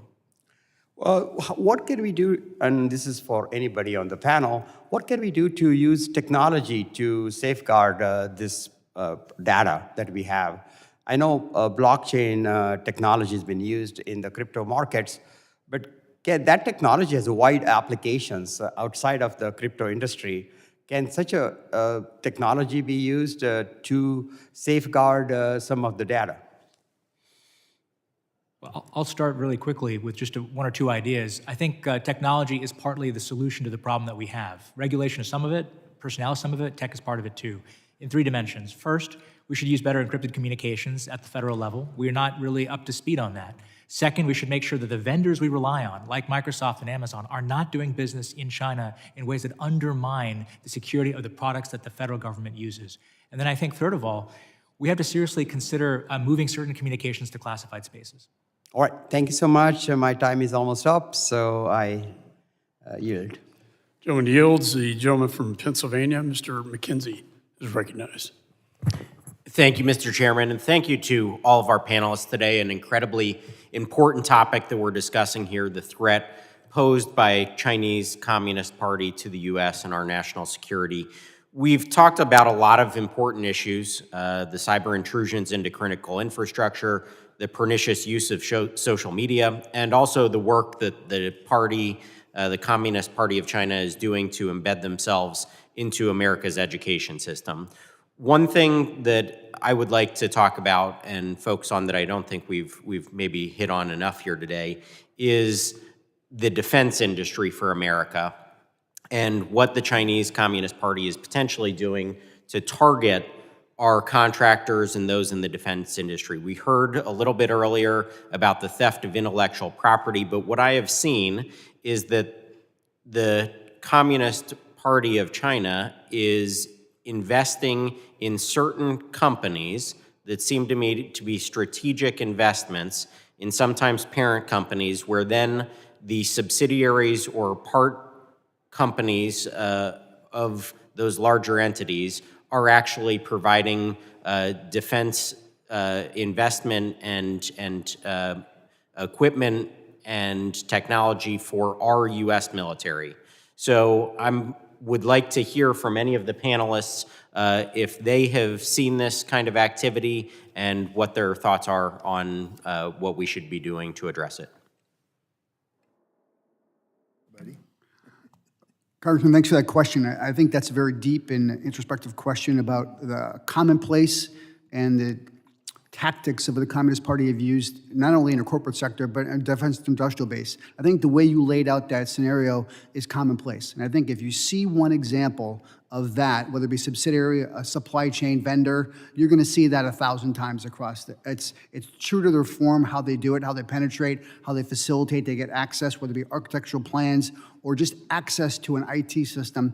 It's commonplace. I think with respect to understanding how that works, how does it manifest, we have to be more effective and efficient with our defense industrial base, big companies, and have them force similar cyber hygiene practices all the way down through their supply chain to be able to prevent that from happening again and again. We just saw recently some cases in the news where you had small vendors who were supplying critical technologies to defense industrial base who were being owned and operated by Communist Party of China personnel. That's simple due diligence we could be more effective and efficient at defeating.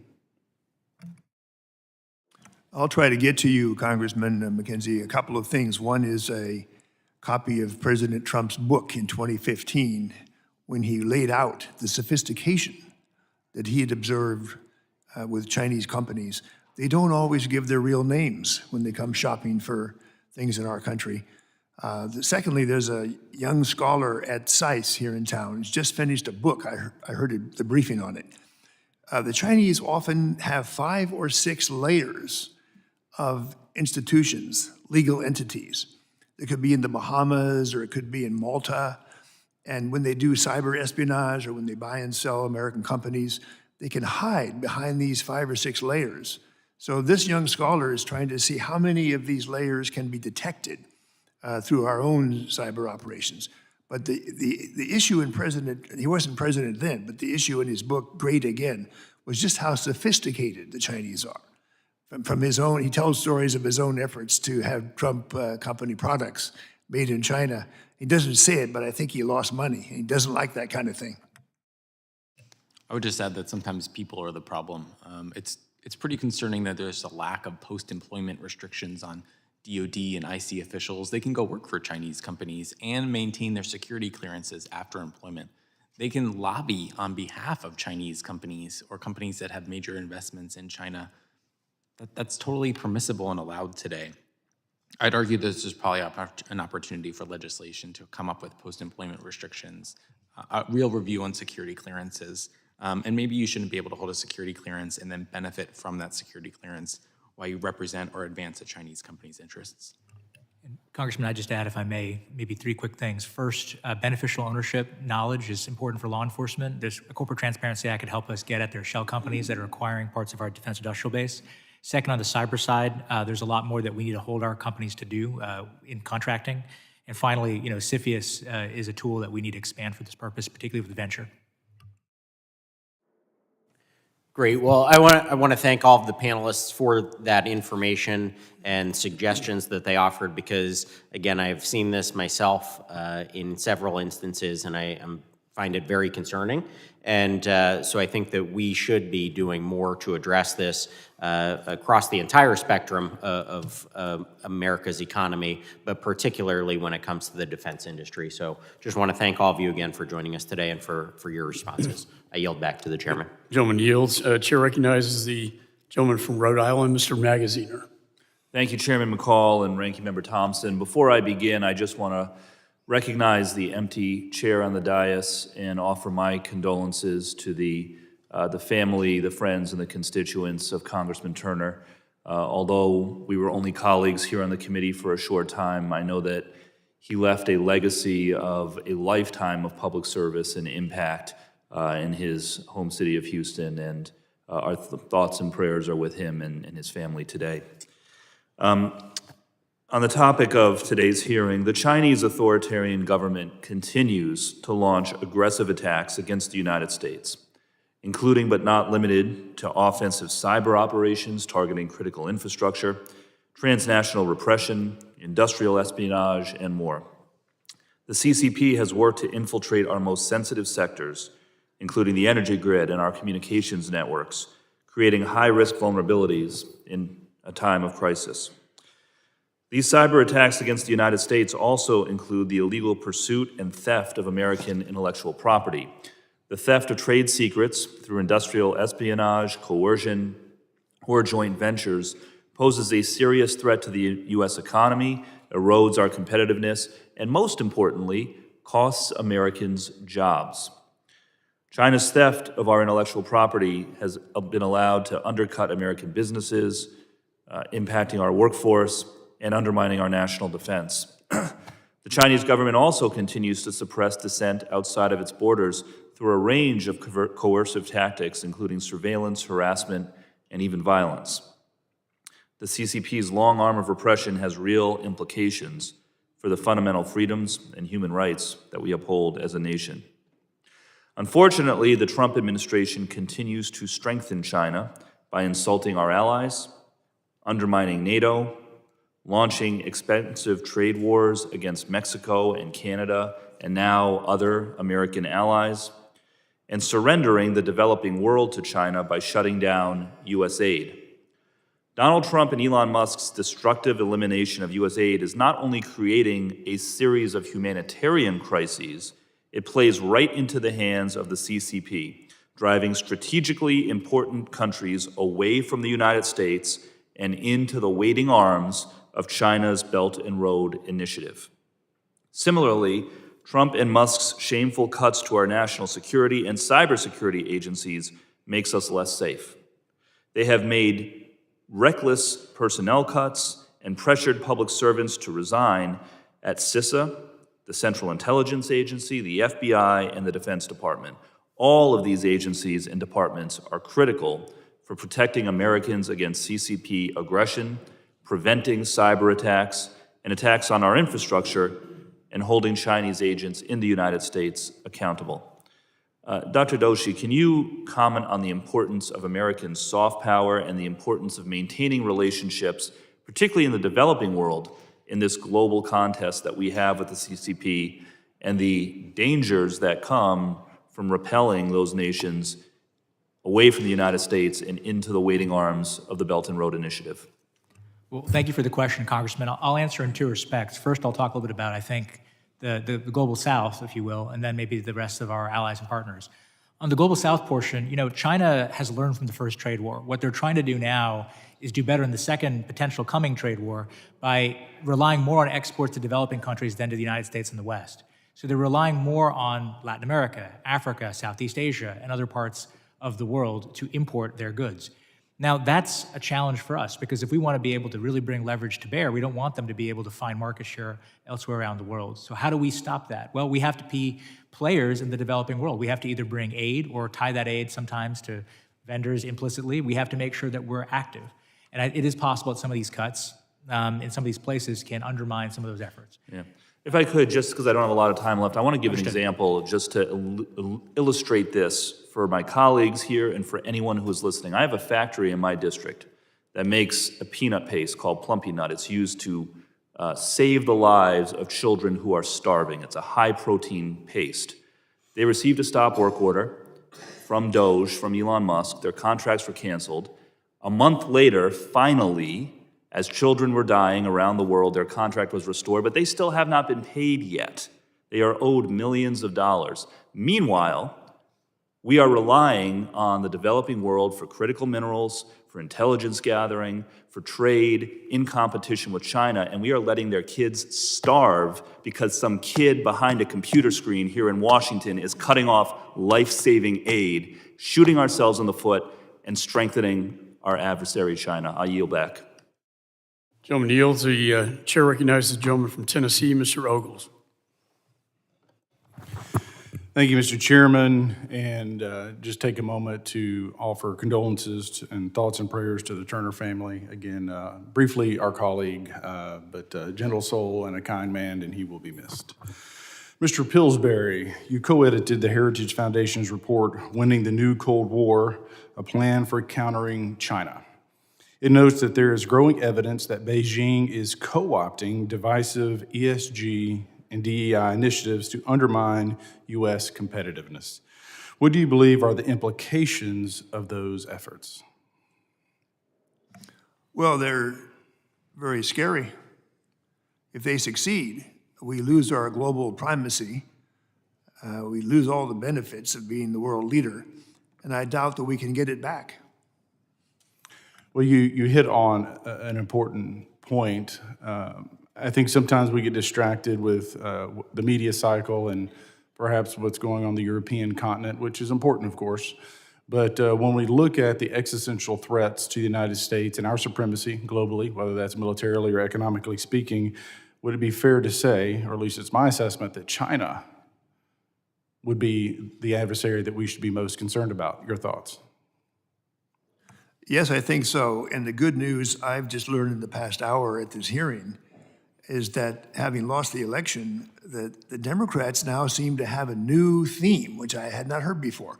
We Democrats are tougher on China than you Republicans. Now, there's a defense, I'm sure, but the fact that this is an issue to attack Republicans really shows we have some hope for our country, that we're going to have a bipartisan approach. It's now a bipartisan issue, right?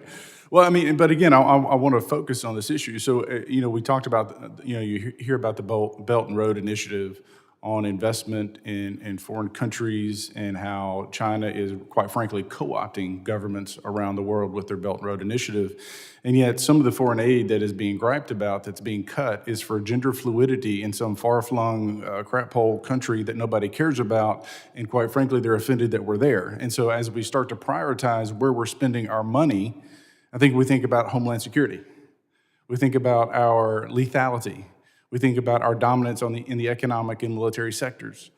And so, but I want to get back to China and DEI. While the Chinese Communist Party delights in the spread of ideologies like DEI, they weaponize it against us, it throws it in our faces. We can't forget how they opened their engagement with the last administration by grandstanding about the Black Lives Matter movement at a meeting with Secretary Blinken in Alaska. Meanwhile, the CCP is literally cutting the organs out of the Falun Gong practitioners. They have concentration camps for the Uyghurs and other religious minorities. And after they kidnap and abuse Uyghur men, they send CCP officials to their homes to rape their wives and make their children sit with them for dinner and call them dad. They demonically call this the Pair Up and Become Family program. The CCP's wickedness is hard to fathom. Mr. Pillsbury, your written testimony encourages us to expose China's corruption, censorship. You specifically mentioned a Bloomberg News article about the Xi Jinping's family's wealth. Why do you think the CCP is so sensitive about the wealth of its leadership? What I advocate in my testimony has to do with the ruthless nature of power politics at the top in China. We know this from a lot of disclosures that happen after somebody gets killed, or in one case, when Kissinger was making his second visit, October 71, a large number of generals and senior officials had been executed or put in prison, and we did not know about it. This continually happens. There's a book last year by a British diplomat named Roger Garside called Coup d'etat. He implies that the current prime minister of China could launch a coup against Xi Jinping, and he even opens the book with how that might happen. Now, the prime minister suddenly found himself out and dead of a heart attack. But high-level politics in Beijing, we have to keep track of it, and we have to know what is going on that affects our interests. This is one of the things I advocate. And I got this idea, frankly, from President Trump, who once raised the issue, our politics is in the newspapers every day. Can someone tell me about what Xi Jinping is worried about? And it's very hard to do that. We need to spend more time on it. Yes, sir. And Mr. Chairman, I just want to say, as we look to our homeland, as we look to our initiatives abroad, we have to think in terms of what's in it for us. So whether it's the minerals deal in Ukraine, whether it's deals and programs in Latin America or South and Central America or Africa, we've got to put America first. We need to support our president and put our country first. Mr. Chairman, I yield back. Gentleman yields. Chair recognizes the gentleman from California, Mr. Swalwell. Thanks, Chair. Thanks for having this important hearing, and also thank you for acknowledging the loss of our colleague, Mayor and Representative Turner. We're going to miss him and his spirit. On this topic, I actually don't disagree much with what my colleague from Tennessee just mentioned. I want to ask the witnesses here, as it relates to China, do you agree that unlike almost any intelligence service in the world, including ours, that they task their intelligence service to steal intellectual property to benefit Chinese businesses? Is there anyone here that disagrees with that? Okay. Does Sir, everyone? I would just add one thing. I think they're almost unique in the world in tasking the MSS to do this. Most intelligence services in the world are spying on government secrets, not trying to build up the national champions.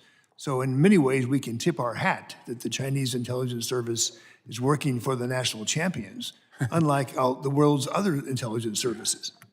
But I don't think you're suggesting that like the CIA should be stealing secrets to help Cisco. I think they would resign. Yeah. So does everyone here agree that our greatest economic foe in the world is China? I think there's agreement here. Just by a show of hands, who here would support defending Taiwan militarily if China militarily invaded Taiwan? So would I, and so would a lot of my colleagues on both sides of the aisle. And I raise that because my colleague from Tennessee also referenced Ukraine and the minerals deal there. And what concerns me about the state of play in Ukraine on this very important topic is that if you are Taiwan right now, you should be very worried about us possibly leaving our friends in the field in Ukraine. And if you're Taiwan, you're probably asking yourself, could the United States stitch together an alliance to actually defend us? Because if China were to militarily invade Taiwan, sure, it's in our interest to defend Taiwan. Maybe there's a couple other countries in the region who may have an interest. I don't know why Europe would want to get involved unless it was strong American partnership and strength and allyship that persuaded them to do that. And so, to my Republican colleagues, I guess I just warn that we can't be tough on China but soft on Russia, because China won't believe us. They will actually think that we wouldn't really honor our commitment to Taiwan and that the rest of the world wouldn't go with us because we would have a credibility deficit on that issue. As it relates to Ukraine, I also just want to note that the return on investment is probably the greatest military return on investment the United States has ever spent. I don't want to discount how much money we have spent. It's a lot. But most of the money has gone to factories in Texas and Ohio to create American jobs, benefiting American companies. And the number of soldiers lost is 0. So you could say the return on investment is infinity because you cannot divide 0. So these two issues are directly related, and I hope we don't separate them, because I want to be tough on China and tough on Russia, and I'm afraid you can't be tough on one and soft on the other. Mr. Doshi, what is the state of play right now as it relates to Chinese, whether it's state-sponsored or individuals that they harbor in their country, as far as cyber attacks that are not just stealing intellectual theft, but also ransomware or phishing or denial of service attacks on U.S. companies? Well, thank you, Congressman. In the last decade, China's become the world's most capable cyber actor. I think you could argue before that it was Russia. Now it's definitely China. When it comes to taking American personal data, intellectual property, or pre-positioning for cyber attack with web shells or living off the land techniques, they're at the state of the art, and they're investing more resources, more staff, and more personnel to be the best at it.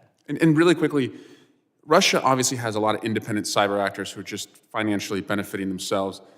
What, inside China, would you have the temerity as an independent actor not associated with the government to attack the U.S.? I don't hear much about like that environment. Very quickly, China has a number of independent cyber actors, but they usually are contracted by the government. They don't usually go rogue on their own. Thank you. Yield back, Mr. Chair. Thank you. When he yields, Chair recognizes the gentleman from Colorado, Mr. Evans. Thank you, Mr. Chair, Ranking Member. Thank you, of course, to the witnesses for taking your time to come and have this important conversation with us today. I spent 22 years in the military and law enforcement, 12 years U.S. Army, another 10 years as a local police officer. And the district that I represent is really an intersection of a lot of things that are critical both in that public safety space and that national defense space, particularly, and we'll start off the conversation with critical infrastructure like energy. I represent the 4th highest energy producing county in the nation: oil, gas, wind, solar, geothermal. We got nuclear fuel rods in the district. And so the first question to Mr. Evanina is, we know that the CCP is engaged pretty heavily in cyber espionage and attacks on critical infrastructure. Can you comment on how we're currently postured to be able to defend against those attacks and what the roadmap going forward looks like to be able to protect our critical infrastructure and energy production? Congressman, thanks for the question, and I concur with your assessment of Colorado. Back in 2017 and 18, when I was director of the National Counterintelligence Security Center, we identified Colorado as not necessarily phase line 0, but a critical element, specifically the I-25 corridor. What we saw as this is going to be a perfect example, a roadmap for how China is attacking our critical infrastructure from north to south in Colorado because of those critical entities you referenced. And we said, because they're doing this here in Colorado, we are now going to map that across our nation, because what China does very well is mimic their successes. Because they were successful in Colorado, we said, let's look at how they're doing this across the ecosystem, whether it be in Austin, Texas, California, Boston, and we saw the same type of activities in critical infrastructure that we saw in Colorado. Second part is, I think we have to be more effective and efficient in making aware how this threat manifests in critical infrastructure. As you know, 85 to 90% of the critical infrastructure is owned and operated by the private sector. They don't get that top secret intelligence or critical intelligence.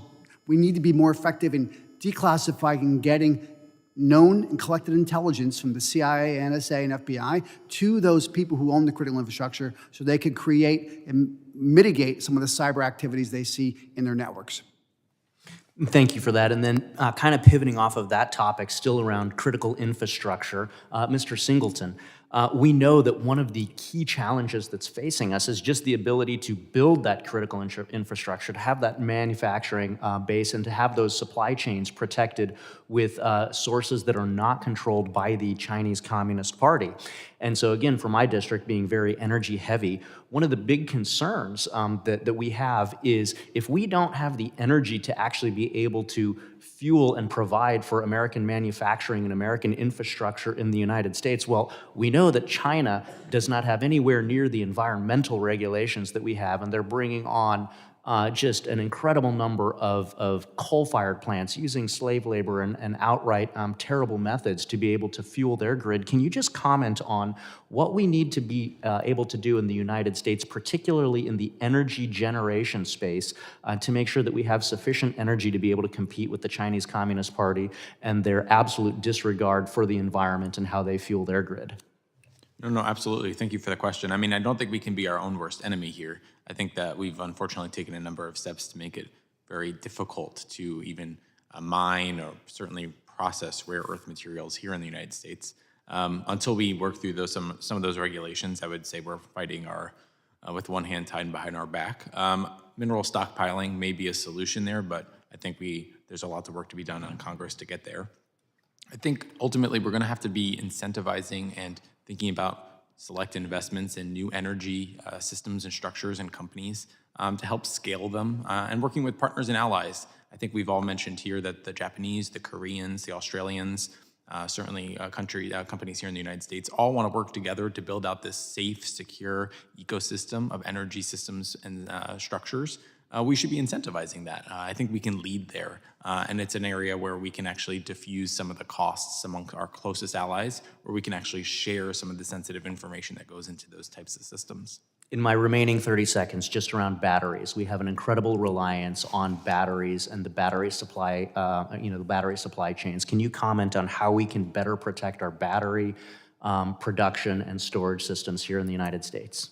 China is a champion in battery energy storage solutions. These companies, particularly CATL, are mainlined into our electrical grid today across the United States, and the number of partnerships between CATL and U.S. utilities is only increasing.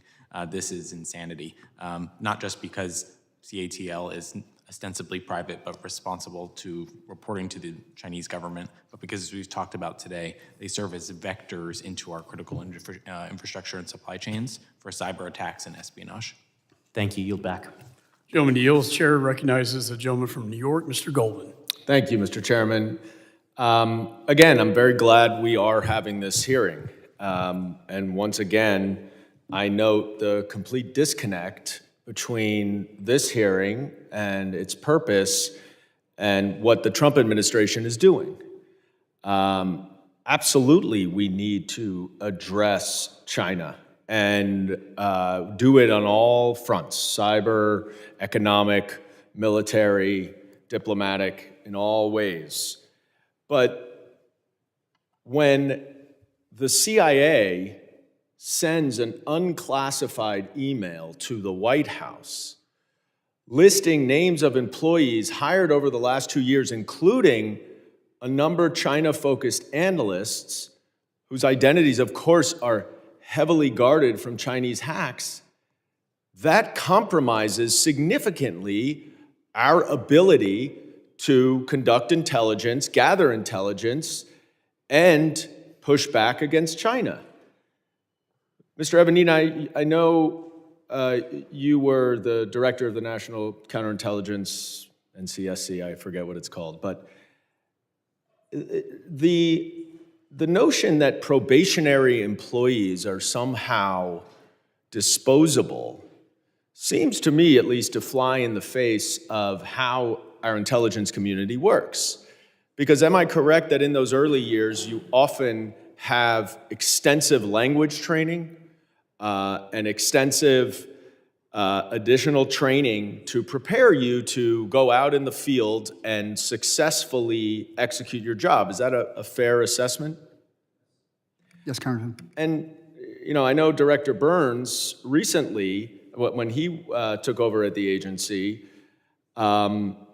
really tried to beef up hires related to China and those who speak some of the Chinese languages. He actually increased the agency's budget from 9% devoted to China-related analysis and espionage to what it is today, which is closer to 20%. And so, am I correct, Mr. Evanina, that if an unclassified document is sent to the White House that includes the actual names of CIA employees, that significantly jeopardizes their ability to continue to do the clandestine intelligence work that they're charged with doing? Is that accurate? Congressman, I'm not familiar with the fidelity of that issue, but if it's an unclassified report of individuals who are undercover, who have a cover on them, and it's provided in the wrong hands of the White House, those who don't need to know, it could potentially cause problems, yes. Right, and of course we know, and I think you said in your opening statement, that China's hacking of Americans' personal data is widespread and extensive. I believe you said there are 50% of Americans have had personal data stolen by the CCP. And so what does that mean for the possibility that unvetted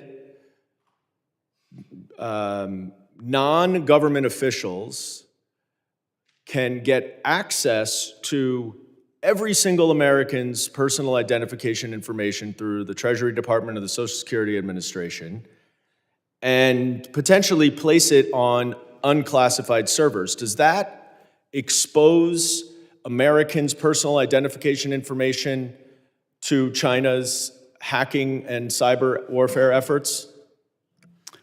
Obviously in that situation, but I would proffer, Congressman, as I referenced, almost every American has had all their personal identified information already taken by the Chinese.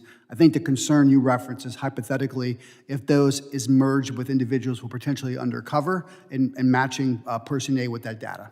Right, and I think that's incredibly important.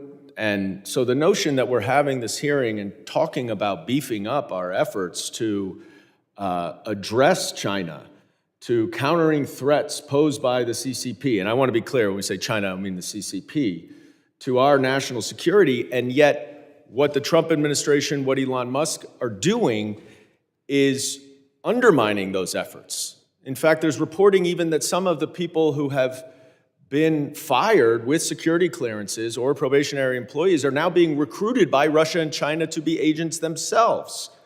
And we know about Elon Musk's significant conflicts of interest in China with his own businesses, and part of which maybe have influenced his opposition to the budget bill that we agreed in a bipartisan way to pass in December. And so, Mr. Chairman, I would just urge you and your colleagues on the other side of the aisle to take this focus and this concern and bring it to the administration so that they can join you in bolstering these efforts rather than undermining them.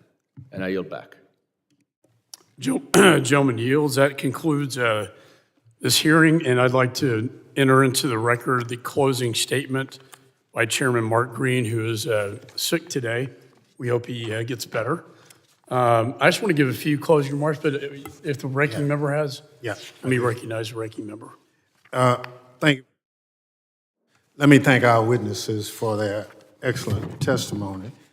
And obviously, you will probably see some of it in written form shared other places, but for all the right reasons, we have to protect our country.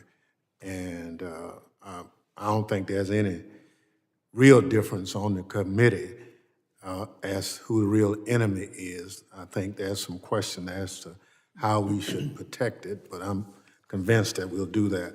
Mr. Chair, I want to enter into the record part of what Mr. Goldman was saying, a story sharing that Russia and China both are attempting to recruit disgruntled federal employees for their own benefit. Without objection, so ordered.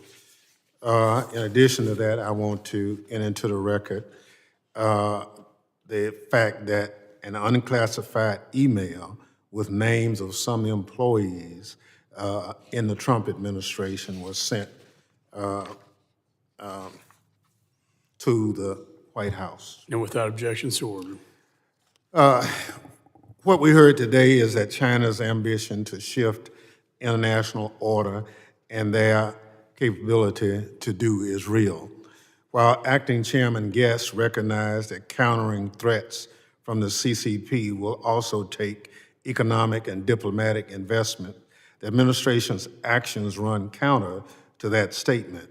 Just today, in response to the Trump administration's recent actions, the Chinese embassy in the U.S. tweeted, "If war is what the U.S. want, be it a tariff war, a trade war, or any other type of war, we are ready to fight till the end."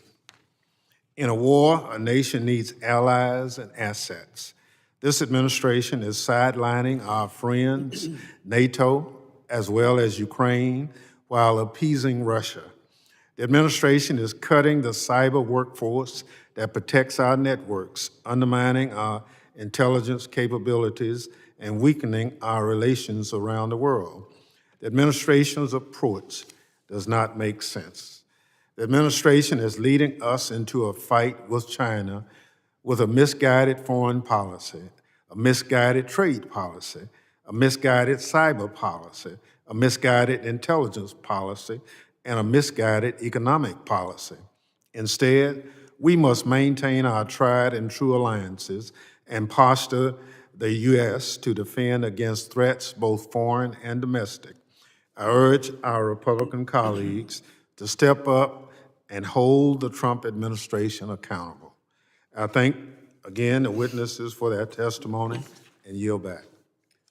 Ranking member yields. Let me, in closing, say it's been a great hearing. I think, as Dr. Pillsbury said, this is a bipartisan issue. It's a threat to the United States, and as Americans, we unite as Republicans and Democrats. I also just want to make a few comments on the threat landscape as I see it. As both the chairman emeritus of this committee and Foreign Affairs, the threat after the fall of Afghanistan, the invasion of Ukraine, then the Ayatollah rearing his ugly head in the Middle East, but the unholy alliance between Putin and Chairman Xi at the Beijing Olympics prior to the invasion of Ukraine is, I find, deeply disturbing. I think, as Dr. Doshi mentioned, that the Chinese have completely revitalized the Russian military. Iran has sent drones that Russia uses to kill Ukrainians, the same drones that they use to fire into Israel. However, I do see normalization in the Middle East. Being the eternal optimist, I do see the conflict in Eastern Europe, I hope, being resolved. It's a threat to the Indo-Pacific that I find the most serious within the context of the great power competition, but also someone who's traveled to Taiwan and been surrounded on the island by war games exercises conducted by the CCP. In a direct shot across the bow, not only to me, but to the recently inaugurated President Lai, as someone who flew over the South China Sea, seeing Chinese warships invading Philippine waters with water cannons hitting vessels in the Philippines, warning us that we are invading Chinese sovereign territory. It's getting very aggressive, which is why I passed the AUKUS bill to the Alliance of the United States, Australia, and the UK to further not only submarine warfare, but also Pillar 2, which is AI quantum innovation when it comes to weapon systems, which is why I think, again, going back to this export control issue on chips is important. I think an invasion of Taiwan would be catastrophic.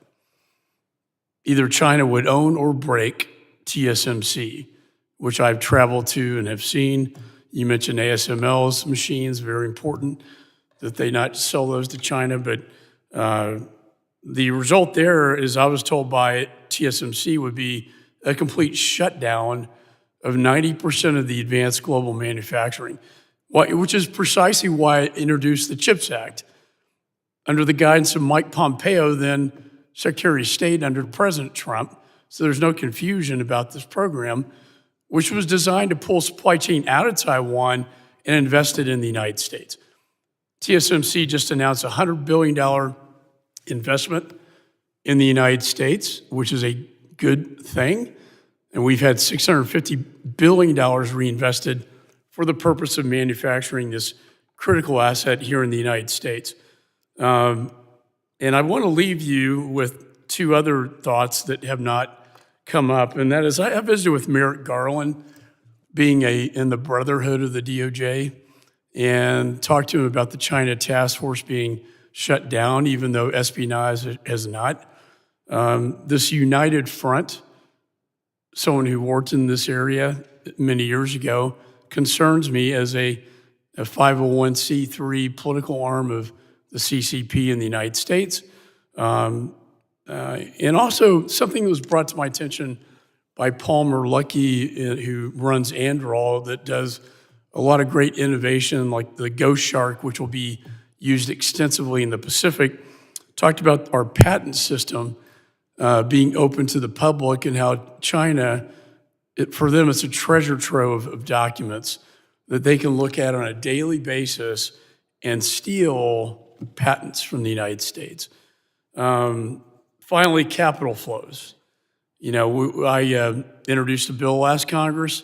I know the administration has come out with their own guidance and executive order on restriction of capital flows that then basically go into arming the PLA's war machine. So I leave you with those thoughts in conclusion. I invite you to provide further testimony on those points. And finally, to the point that Dr. Pillsbury raised, and that is the role of this committee, when you have all these employees over there at the Department of Homeland, how many are really working on China? And in my view, it should be the highest priority. So any guidance you have to this committee in terms of what the ranking member and the chairman and the committee can do to strengthen our resiliency against what I consider to be the great power competition, the biggest threat to the United States, looking to the next generation, and that is Communist China. So with that, I know I have some closing remarks that have to do with written statements will be allowed and so forth. But I want to thank the witnesses for being here today. And I look forward to seeing your addendum, your further testimony in writing to the issues I just raised. With that, this committee stands adjourned.